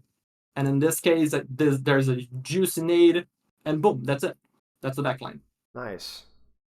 Okay. And now here two Blade clips, and Blade I feel like is very interesting because Blade is not something that Genji players value very much without damage boost. I feel like the perception that the community has compared to Genji mains as far as the power level of Blade is very, very different. That's a good point. So it's like the Genji mains feel like it's worse than the rest of the community feels like. And that goes also to like the damage that you deal with the shurikens, but to a lesser extent, I would say. Okay. Why do you think there's that discrepancy? I would say because... Yeah, go ahead. I mean, there are two things I would say. One is like the fantasy of, let's say, playing like Necros, right? Necros inspired so many players to try to be the fastest Genji, right? And then there's always those clips with damage boost with nano, usually, right? Those are the things that make Genji's life easier. So they see that and they try to do it, but because they haven't been taught how to actually do those things, right? What is the process behind actually getting those plays? A lot of the times it's just like, okay, I'm gonna dash up and I'm going to 1v5. Yeah. And when they don't have those things enabling them, what do? They don't know what to Flop. do. Yeah. Yeah. Okay. So here, yes, I'm gonna get a nano, but you can see that I'm wall climbing, and look at this. Boom. The slip just goes right under me. So then it's toast. And that's a team fight. Just because I did one wall climb to bait the sleep. Right. It's another really interesting thing. Suzu and sleep dart. Yeah. Yeah. A lot of Genjis would have just instantly dashed in, gone in, taken the nades, the Kiriko would have peeled with Suzu, then the Genji would have just been screwed up. He would die without getting value. But just because I do this, I just AFK. I'm just deflecting with Blade, and I wait for them to panic. Boom, there is the nades, there is the Suzu, there is the Kiriko TP as well. There is the sleep. And now I dash in. Right. So now these are 2 free kills. So what you were saying is like people will watch somebody like Necros and they're like, oh, you know, I want to be like that, I want to be like that, but then they end up just kind of like skipping steps, right? They try to just like zoom, go to the full speed stuff, but they don't really know how do you get to that level as Genji. Like what skills do you need to master? What are the things that you need to be practicing? Like you're saying, the staging, the timing of when you're going in, being patient for cooldowns, using your wall climb to avoid those cooldowns in the first place. And so it's like building those skills is how you get to that level, obviously. Okay, that makes sense. That makes a lot of sense. And it's part of the culture of Genji mains too, right? Yeah. I think that there is a very big lack of content or at least educational content for Genji. Usually Genji is like, okay, let me farm blade clips, let me farm one-shots and whatever, and let me make a montage. And then people watch the montage and it's like, ooh, nice, that is really cool. But that's all the content that really is there for Genji, right? And that's what I'm trying to do. I'm trying to fill in that gap where it's like, if you want to learn Genji, there is a place that you can go. You want to learn pathing, you want to learn deflect usage, you want to learn dash usage, whatever it may be. Right. That's where I come in. Right. And it feels like too as well, everyone's very focused on the mechanical side of it. You know, like, oh, I just need to get better with my shurikens. I need to go grind killing more bots, you know what I'm saying? Until I get that but there's so much more to it. Okay, that makes sense. And it's not like mechanics are bad, right? No. It's just that one thing that I like to say is that mechanics are a tool. So it doesn't matter how good the tool is if the user doesn't know how to utilize that tool. True. Okay, makes sense. So we talked about a little bit about Blade. We've talked a little bit about staging. We talked a little bit about the mentality with Genji. What's stage 3? I know we have a little bit of a list through in our DMs. I need to pull this one up. I have some notes too. Don't worry. Okay, perfect. I think that there is quite a lot to talk about Blade. Sure. I only want to talk about one more thing though that I feel like is very important. Please. Which is the expected value for Blade, right? Sure. Because a lot of people still have the mentality of like, okay, I'm gonna Blade, I'm gonna kill 5. I'm gonna Blade, I'm gonna kill 5. I'm gonna be the carry. But a carry Blade, it depends on the situation. Sometimes killing 4 is not gonna be enough because the enemy team killed 5. But other times killing 1 with Blade wins you the fight, right? So it's about that understanding of the game. So let's say that we are defending Dorado first, right? Yes. Dorado first is the bridge. If you're trying to push under, it's really tough. Realistically, what the attacking team has to do is either have mobile characters to just contest the high ground, or if they don't have mobile characters, they have to path through the stairs, right? Either through right side or left side, to get those defenders out of those power positions, so that then they can push the points and have a fair fight. So me as Genji, let's say that we're sitting at around 2 minutes on the clock, so everyone has ultimates on the board, and we're sitting on a Nano Blade. Sure. A lot of people will just be like, okay, we have Nano Blade, let me use the Nano Blade, let me farm another combo in 2 minutes, right? So we have 2 combos. And I'm there sitting like, if the opponents don't do anything to try to take an advantage in the fight, I'm just waiting. I don't have to do anything. They are default losing because of the positioning.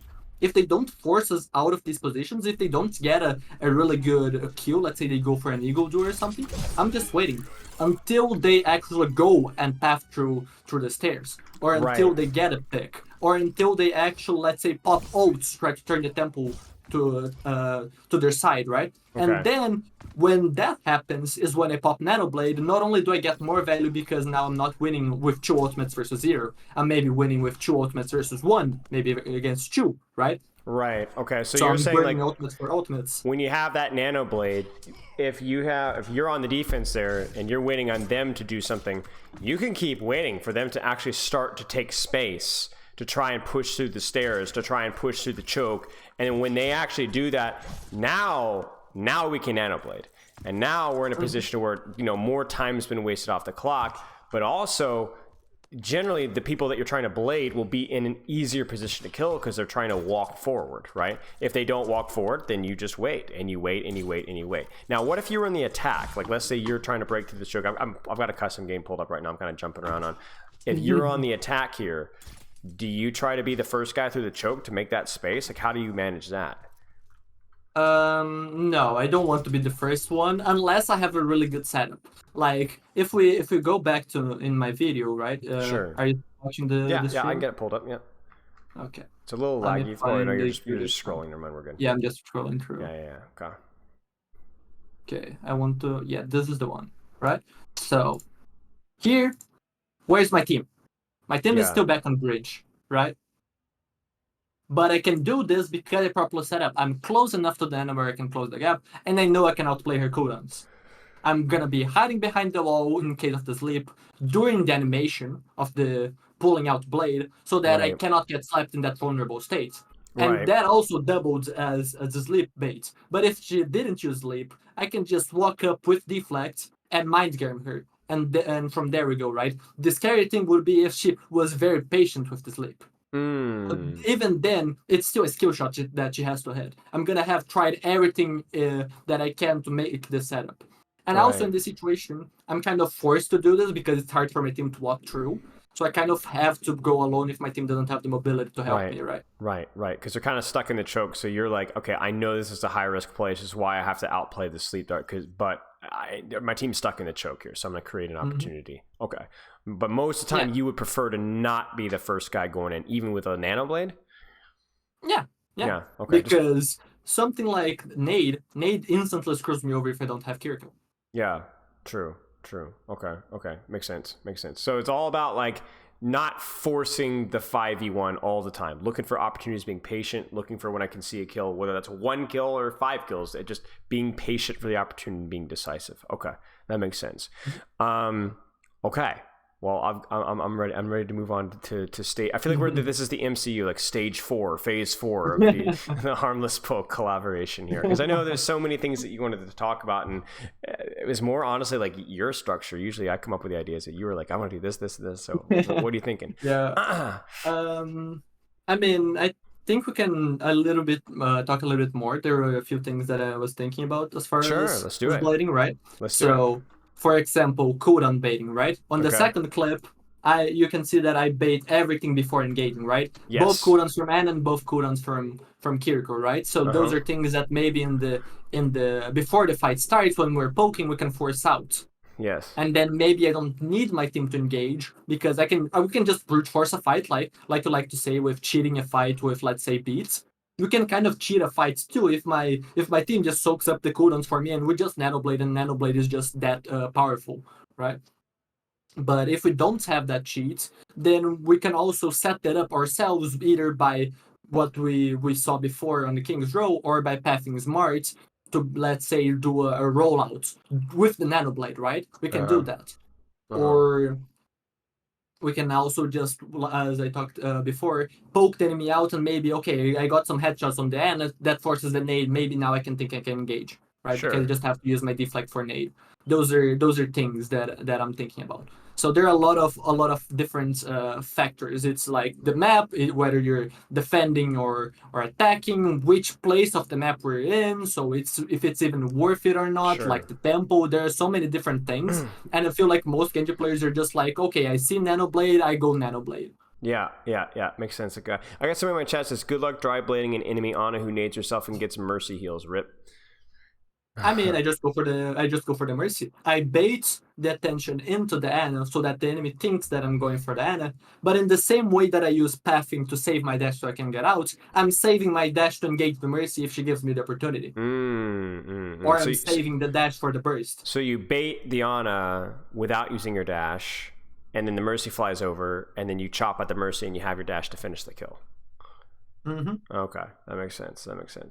There's so much like mind games behind it. I see why that this is like the thinking man's hero. If you actually really apply yourself to it, it's the edgy weebs. That's what people think, but actually, it takes a lot of brains to play this hero. A lot of brains to play it properly.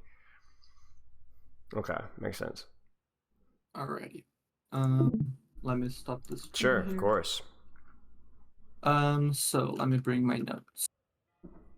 I think that one thing that comes from all of this thinking is that it makes playing the game harder unless you're like you have become so used to the character like I did, so that you don't really need to think about those mechanical aspects as much. So one of the worst things about playing high latency, at least at the very start, is that there is a visual delay on what you're doing. There is a delay on the feedback. Right.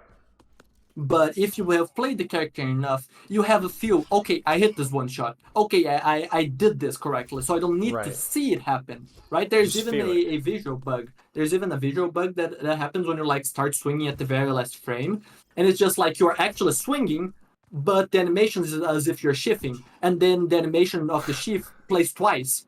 So it can confuse players that don't know what is happening and go based on the visual feedback. Right. But I, most of the time, won't know if I'm actually swinging or if I'm shifting because I just played the character so much, right? So I don't need that visual confirmation. Right. So you're saying like a lot of this thinking stuff can be a little bit like just overwhelming, but ultimately like the goal is to try and automate some of your systems, you know, when it comes to mechanics, so that you can focus on thinking, even if it does slow you down. Like, well, the goal is to automate a lot of this stuff. Okay. Because you can't just think about everything. You're just gonna overload. Right. Ideally, you think about things before the fight, right? You just want to fight. Okay, what ultimates do they use? What is the plan for the next fight? How do I set up? You think that before, so that in the moment you're just like, okay, you just completely focus. I need to outplay this lip, and you're thinking about that. You have your finger ready to press deflect, for example. Right. Okay. But you were thinking about it ahead of time, and then you built that habit of thinking about it. You just, like you say, you just feel what you need to know almost. Okay, that makes sense. All right, well, I'm ready for phase 5. I think that's very easily you can see the relation to the flow state, right? The flow state, that's right. You're talking about that. Like. Well, first off, how would you define flow state? I guess just for those in chat that maybe haven't really thought about it much. I think it's a hard concept to define, but it's kind of like your omnipotence. Is that the word? Yeah. You just feel like you are the center of everything. You can just do everything you think about. You're just completely focused on the task at hand, right? And everything just seems kind of effortless. The things that usually are hard, it's just like, I can do that. Yeah, let me go for a one-shot combo. Boom, hit it. Right. You just feel it. It just feels like everything is doable. Okay. And then how does that relate to Genji, would you say? I think that because Genji is such a mechanically difficult hero, but also it requires a lot of brains to actually be able to use it. I mean, you can say that you can make mistakes at the lower ranks, but even then, those players, like if you have a Plat Genji player swap to Cassidy, right, and put 10 hours in Cassidy, that player might as well be Diamond, right? You're still fighting an uphill battle. So I feel like the flow states, you may not reach like the full flow state. I feel like there are different versions of the flow state, but I think that it is definitely what makes you click, and that's the moment where I feel like, okay, no, this makes Genji feel viable. Right. This doesn't feel like I'm struggling anymore. Right. And this is why I really want to understand more about the flow state, because I want to reach that state more. Right. That makes sense. Now, I mean, I can kind of speak for that person because I mean, I was a Genji main. Genji's literally what got me started on Overwatch. I mean, it's the only reason I even played the game in the first place. And I can speak from experience that, like, whenever I was playing my best at Genji, it's when I was, like, really hyper confident and was just kind of just, like, chilling. I wasn't, like, over doubting myself, and I was just playing the game. And like even to this day now, like with all the coaching that I've done, whenever I get up like all up in my head, I just play Genji so much worse. And it feels like the hero is so fast that if I like doubt myself for even a second, that I really, really, really struggle. And I guess that's kind of like what you're talking about here. So how do you work at that? How do you improve that? Because obviously like talk about Genji mains, like especially in a situation where the hero is not super strong and like there's a lot of room for frustration with like the CC and the things that you have to deal with. How do you kind of deal with these, I guess, lack of flow states issues, you know, and how do you get to the point where you're flow stating more often? I think it's a lot about mentality, right? When I started on high latency, it was very easy for me to just be like, yeah, this hero is already very bad. Right. And now I have the handicap of playing him on high latency. Like, why am I even putting effort into him? I have 1,000 hours on him, and then there's a Brig main with 5 hours just playing this broken hero back in Overwatch 1, and then she's shutting me down, right? Why do I even bother? But then if you have those things, then that's when you're actually not going to do anything.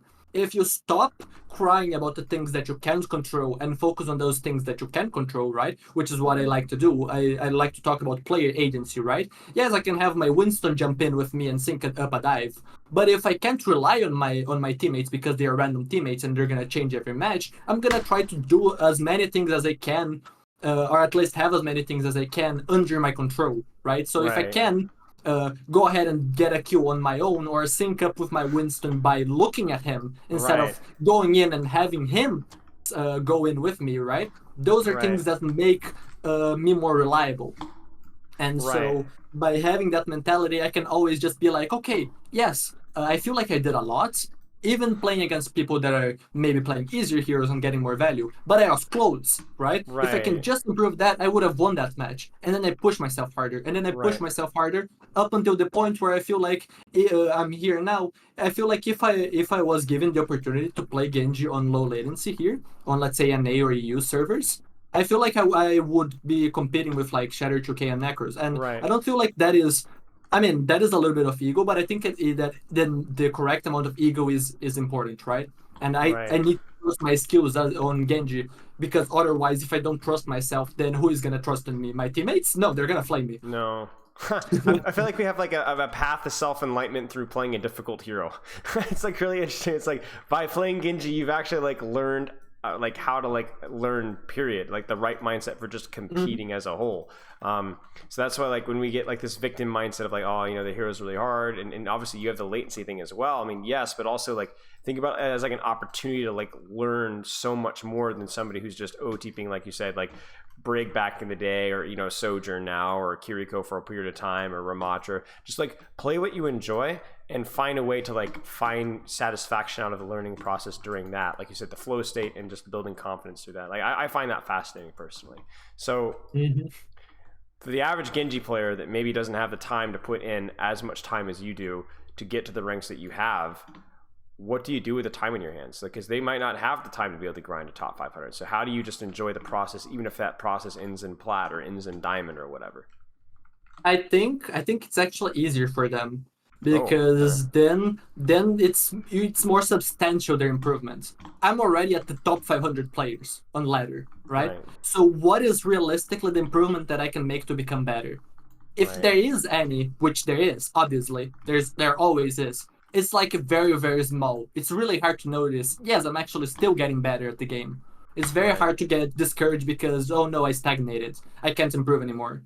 Back there, it's like, yeah, you're making a ton of mistakes. You can fix this, you can fix that, and if you focus on those things and you have the right mentality, those are the things that are gonna keep you in the game, and those are the things that, at least for me, make me really enjoy the game, the learning process.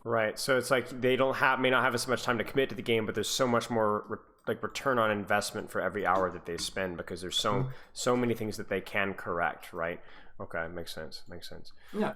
And it's something that ties to something that you have talked about, right? Which was goals and dreams, right? What is their goals? Their goal might not be to reach top 500. They might be happy playing in Plat with their friends. Right. So, and maybe right. they just want to reach diamond. So that's their dream, and that's Right. where they want to reach, and they set goals to reach that place. Right. Setting expectations around that. Okay. I have another question. You say Genji's character of poking, close range, brawling, assassinating. So you say it involves a lot of obviously a lot of brain power. Like I'm on the practice range right now. Like if I can hit triple shuriken headshot, I can kill a lot of stuff, you know. But obviously doing that with a projectile is really, really tricky. So how do you kind of like find the balance from when I should be going for these deeper flings that you were describing on the Widowmakers earlier versus times when I could be like poking more? When what kind of goes into decision making behind that play style adjustment? That is really complex because Overwatch is very context based. Right. It changes fight to fight even. Okay. But I think about the map, like how I can traverse the map. I think how my composition plays into the enemy composition. Let's say that we're playing a brawl versus poke matchup. So like our team is playing. Stuff. Yeah, or Junkerqueen and stuff like that. We just want to get in close range, right? We lose defaults on long range and we win defaults close range, quote unquote. Right. So first thing that I'm thinking about is how can we avoid the most damage through pathing or smart cooldown usage, rotations, etc. to get to that place. And then after that box is checked, then I go to the next step. What is the next step? Okay, executing on the fight, right? So maybe we're close, we just have to shout, go in, and now is the time to focus on the mechanics. Now it's the fight, the moment to think about the ego, the duels. Okay. I don't know if that answered the question. No, it does. Because it's really hard to give a concrete answer to that. True. I mean, I think just thinking about the composition alone is probably like something that most of us don't do near enough. You know, if I'm thinking like, okay, they're on Widowmaker, maybe that means I can take flanks more. But like you said, like the Junkerqueen comps and the Rhine comps, I get more value out of my gun at range, and then I can still look for opportunities to dash in at the same time. But yeah. Let me go back here to the custom game that I made. Sure. Can you go back to the stream? Sure. I got a question for you after this is done as well. So give me a second. All right, I'm ready. So if things are hard and it doesn't feel like you can set up as you want, maybe the opponents are checking you a lot of the times that's when it just comes down to mechanics. But it doesn't have to always come back to mechanics. So in this case, I can do these things. But if this type of stuff isn't allowed anymore, and now I have to go for this high risk, high reward play, then I'm just gonna have to focus up and be like, okay, yeah, I need to hit this combo, otherwise we're screwed. And this is something that I wanted to ask you, if you don't mind, about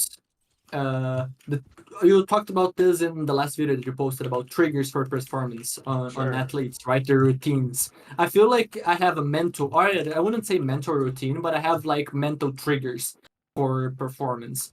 So for example, blading. When I blade, I'm instantly in a state of higher focus. Yes. But that doesn't happen with other things. But there are other. I mean, I would like to have those triggers for, let's say, I dash in, I have a higher attention, but I don't feel like I have, or at least not the same degree as Blade. But one trigger that I find that's really interesting, and it really depends on the wording, right?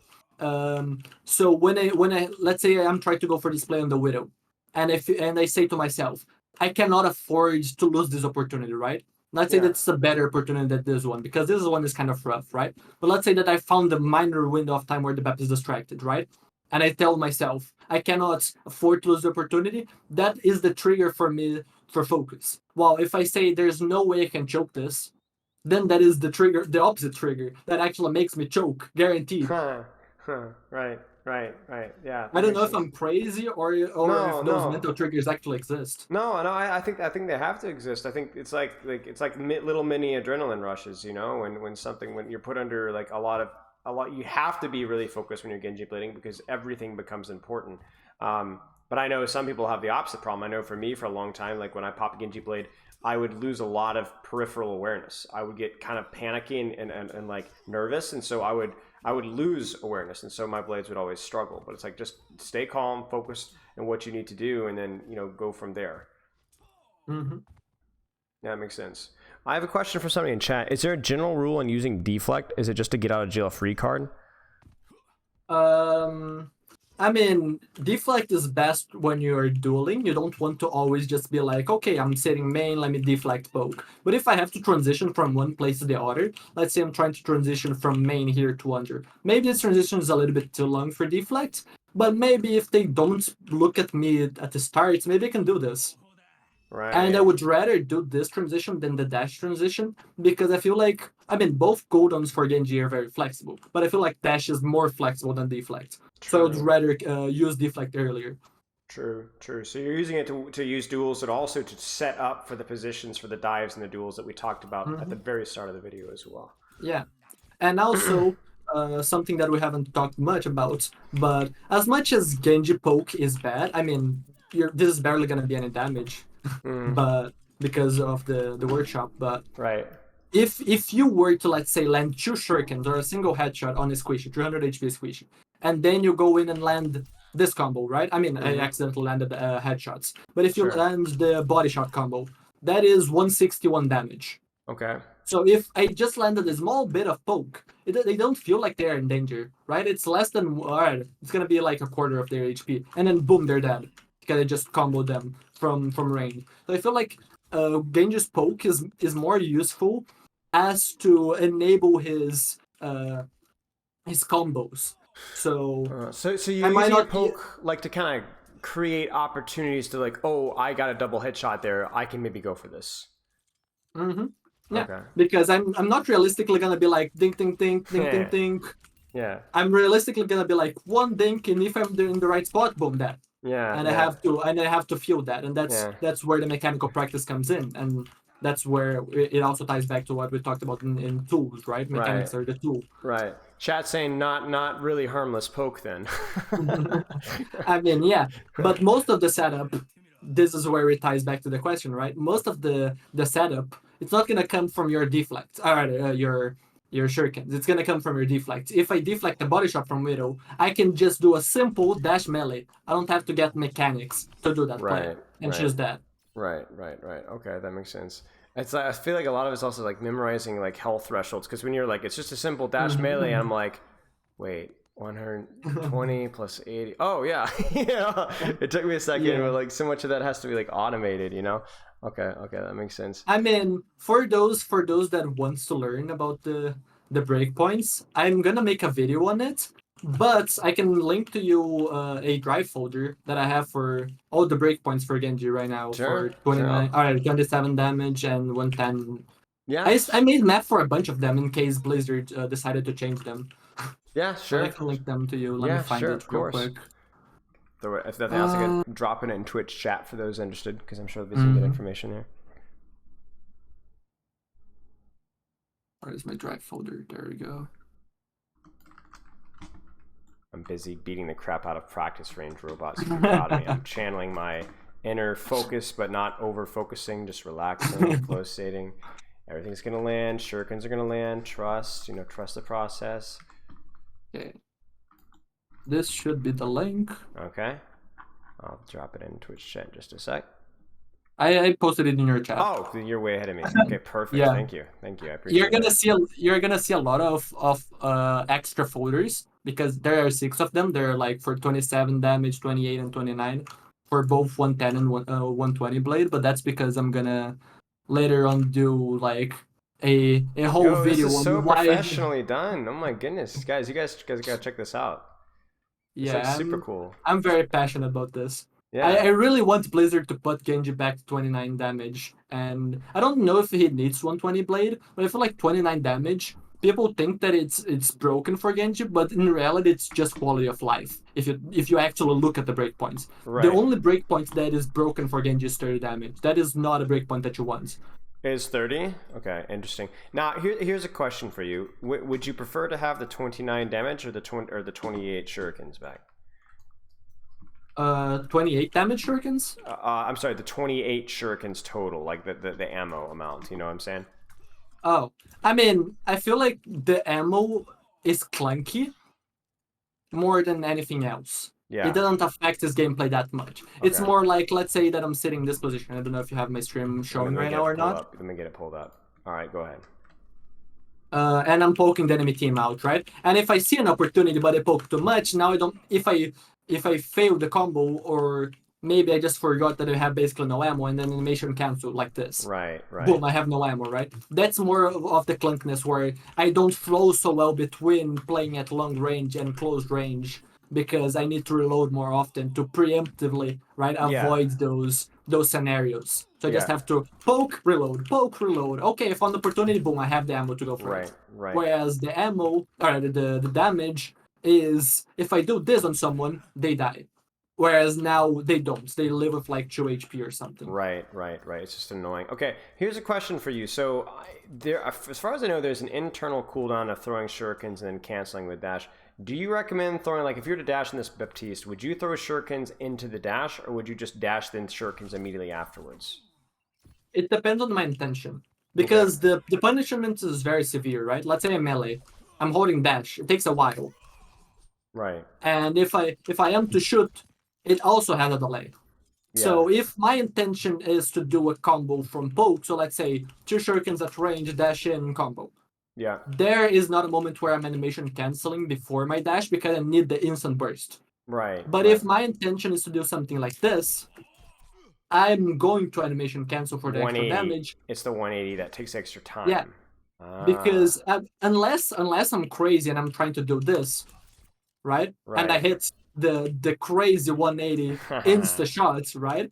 The mechanical god play, which is not reliable. I would much rather do this to get the extra damage and then have the time to do, okay, my 180 flick was a little bit off, so I have that judgment flick. And boom, this gap is dead if I hit enough damage. Okay. So technically the shurikens into the dash isn't free damage because it does delay you for a little bit, but depending on what you're going for, if you're going to do like a 180, then you're going to take a little bit of extra time anyway, so you might as well.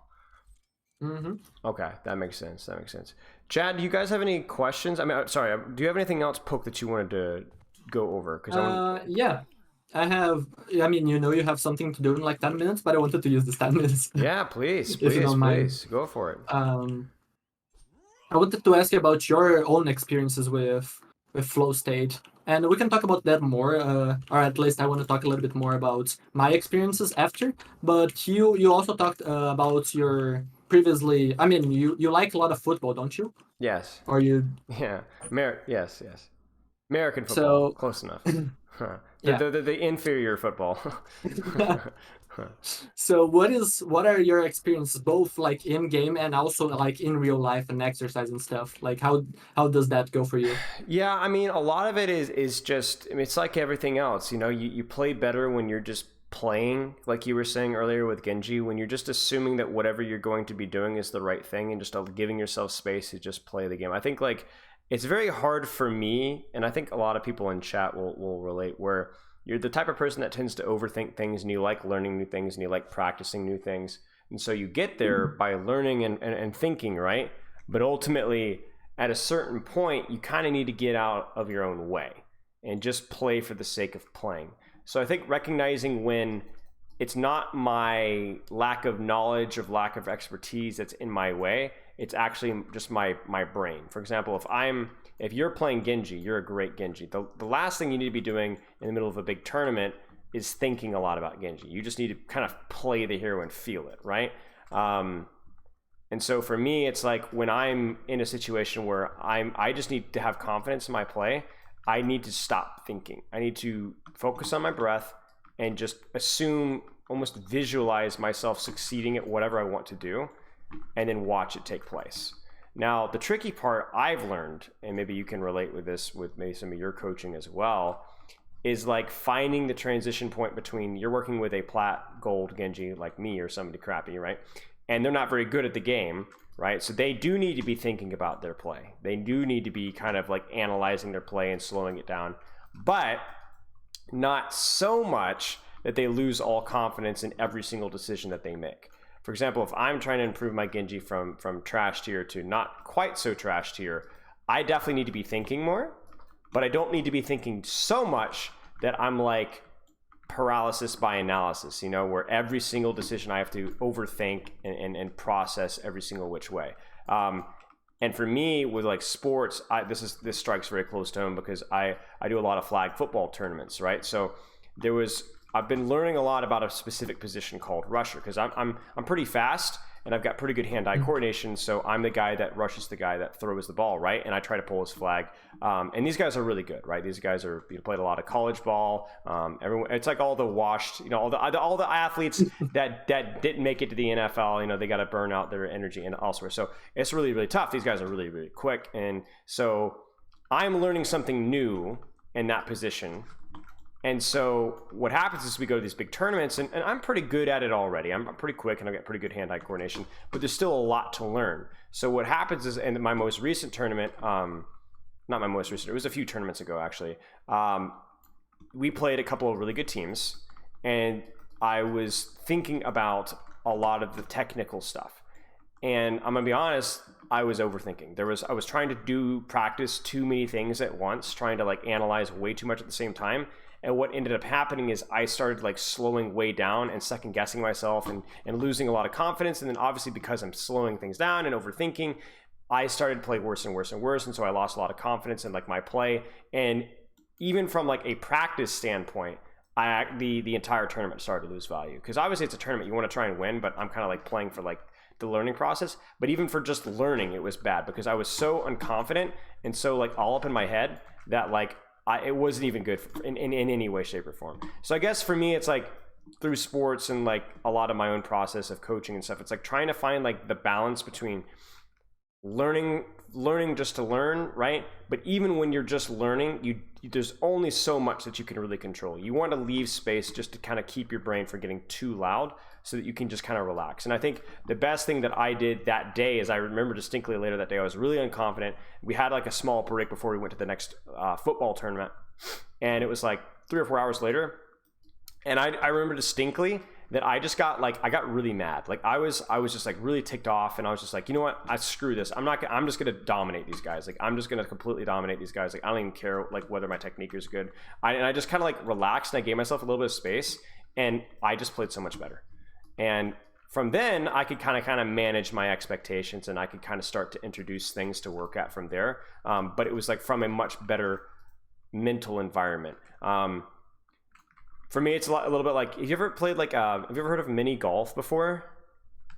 Yeah. So it's like, you get like it's like you get like these little putt golf things, and they're like these tiny little holes. It's like when you're practicing like you're mini golfing, I've learned like the worst thing that you could do is like sit there for like 6 hours and like analyze the green, and like try to figure out like how am I going to hit it through the windmill or like whatever. What I always do is I just like look at the hole, take like a few seconds, look at it, be like, okay, this is how I want to hit it. And then I just like, honestly, like once I line it up, at that point you can almost just close your eyes and just hit it. Because at that point you just need to like trust that your brain and your body is going to do what you're asking to do of it. And then to not like try and over micromanage it. And then you will play so much better when you're just giving yourself space to like control and just let it happen. Just let it happen. Think about it, but don't overthink it, I guess.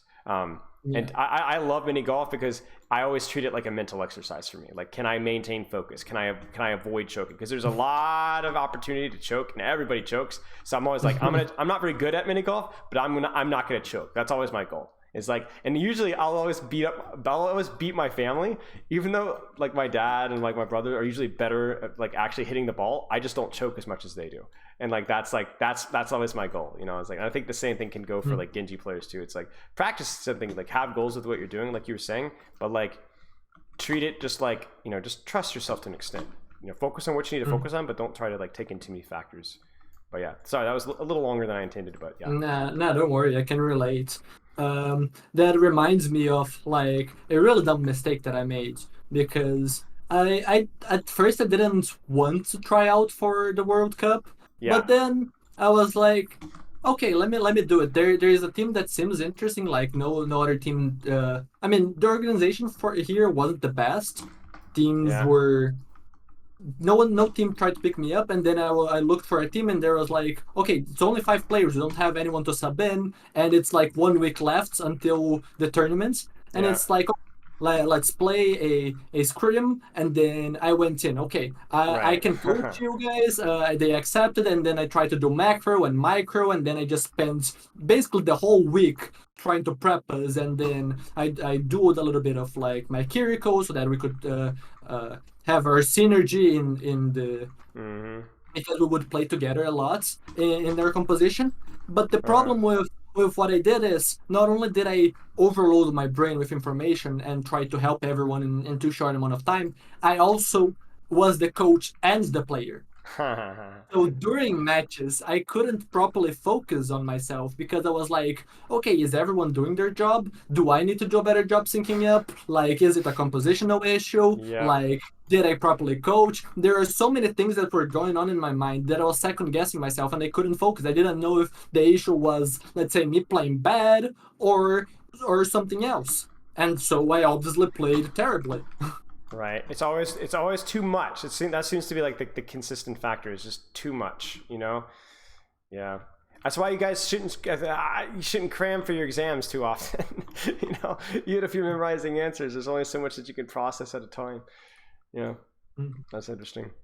Well, Poke, I really appreciate your time, mate. Unfortunately, I do have to go.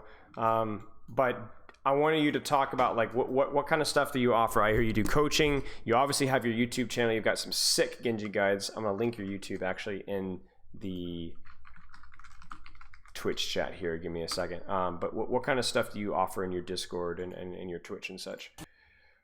I mean, outside of what you already talked about, I offer a safe place for everyone to learn. And I feel like that is something that we lack. Some other players do coach, but especially like Genji players, I mean, yes, there is some reputation that isn't true, but there is also a lot of toxicity. Like, okay, this player is opening themselves to feedback. Okay, let me get a VOD review. And then the person VOD reviewing is being toxic, or the chat is being toxic, or something like that. And that is counterproductive, right? And that's one of the things that I feel like is most important. And I try to always do this. So every time that let's say I often don't stream because I don't want to end up tilting on stream if I feel like I might have a bad day. So that because I really care about the positivity. I really want the environment to be as safe as possible for people to be I mean they are vulnerable in that state, right? So I want to give them the space to learn properly instead of just closing themselves up and then ending up halting their entire progress because they don't want to have strangers insult them, right? Yeah, makes sense. Well, I obviously really appreciate that, and like I said, you know, it definitely, the stereotype is out there, but obviously, you know, not every Genji main is toxic, clearly. I mean, obviously I exist, right, guys? No, I'm just kidding. But yeah, no, I mean, clearly, I mean, we really appreciate your work, Poke. I plugged your YouTube, Discord, and Twitch as well. Guys, please check out Poke. I really appreciate all the time and the work you put into preparing this. Definitely feel like, I mean, honestly feel like I learned a lot from this as well, and I'm sure chat did as well. So chat, give him a check out, and mate, you have a really, really good rest of your evening. Thank you so much for your time. So. Thank you for the opportunity to work, and who knows, maybe I'll hit you up with something sure. In the future. Sure, absolutely, mate. All right, keep in touch. Have a good one.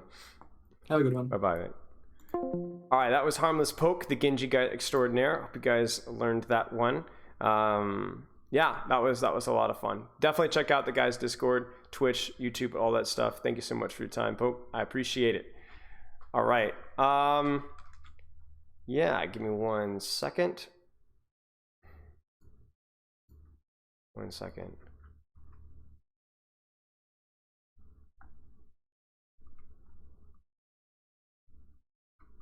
Okay, here's what we're gonna do. I'm going to get this situated because we have to go right into our review.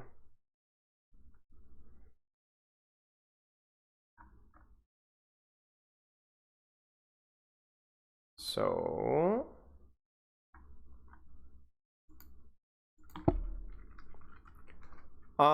yeah, that was a lot of fun. Can somebody post that we're reviewing the Overwatch League match on Cal?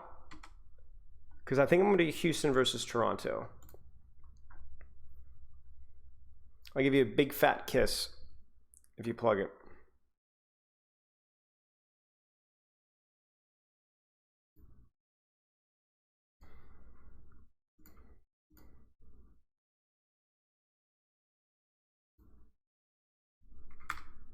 Getting this all pulled up.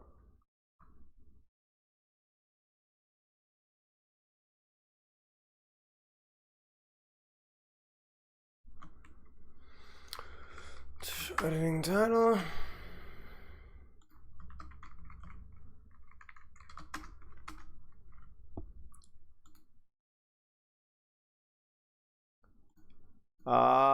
Is this the one? Yeah.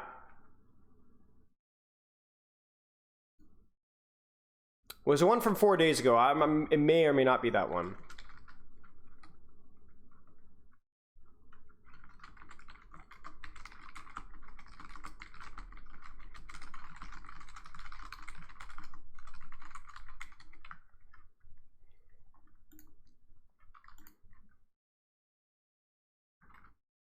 I need some water. Give me 1 second, chat.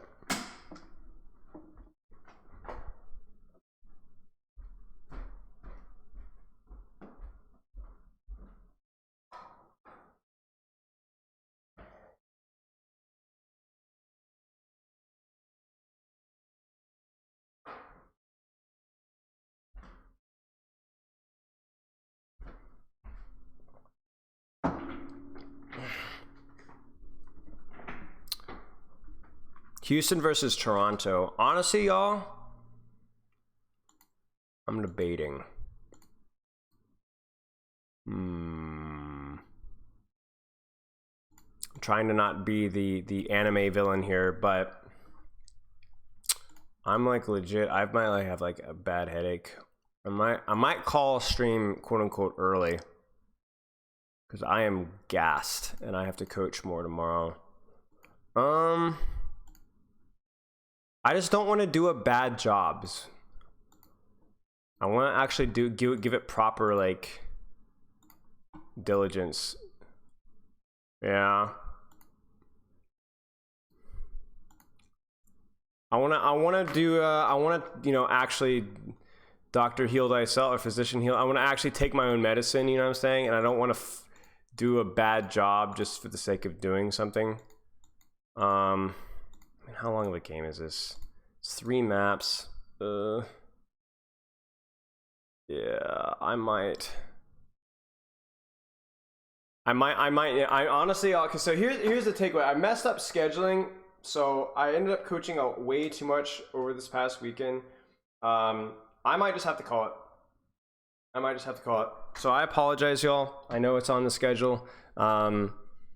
But honestly, I'm feeling like completely gassed. I didn't sleep super well last night either. So the US Final Trials was fun to watch. Well, I'm glad you guys enjoyed that.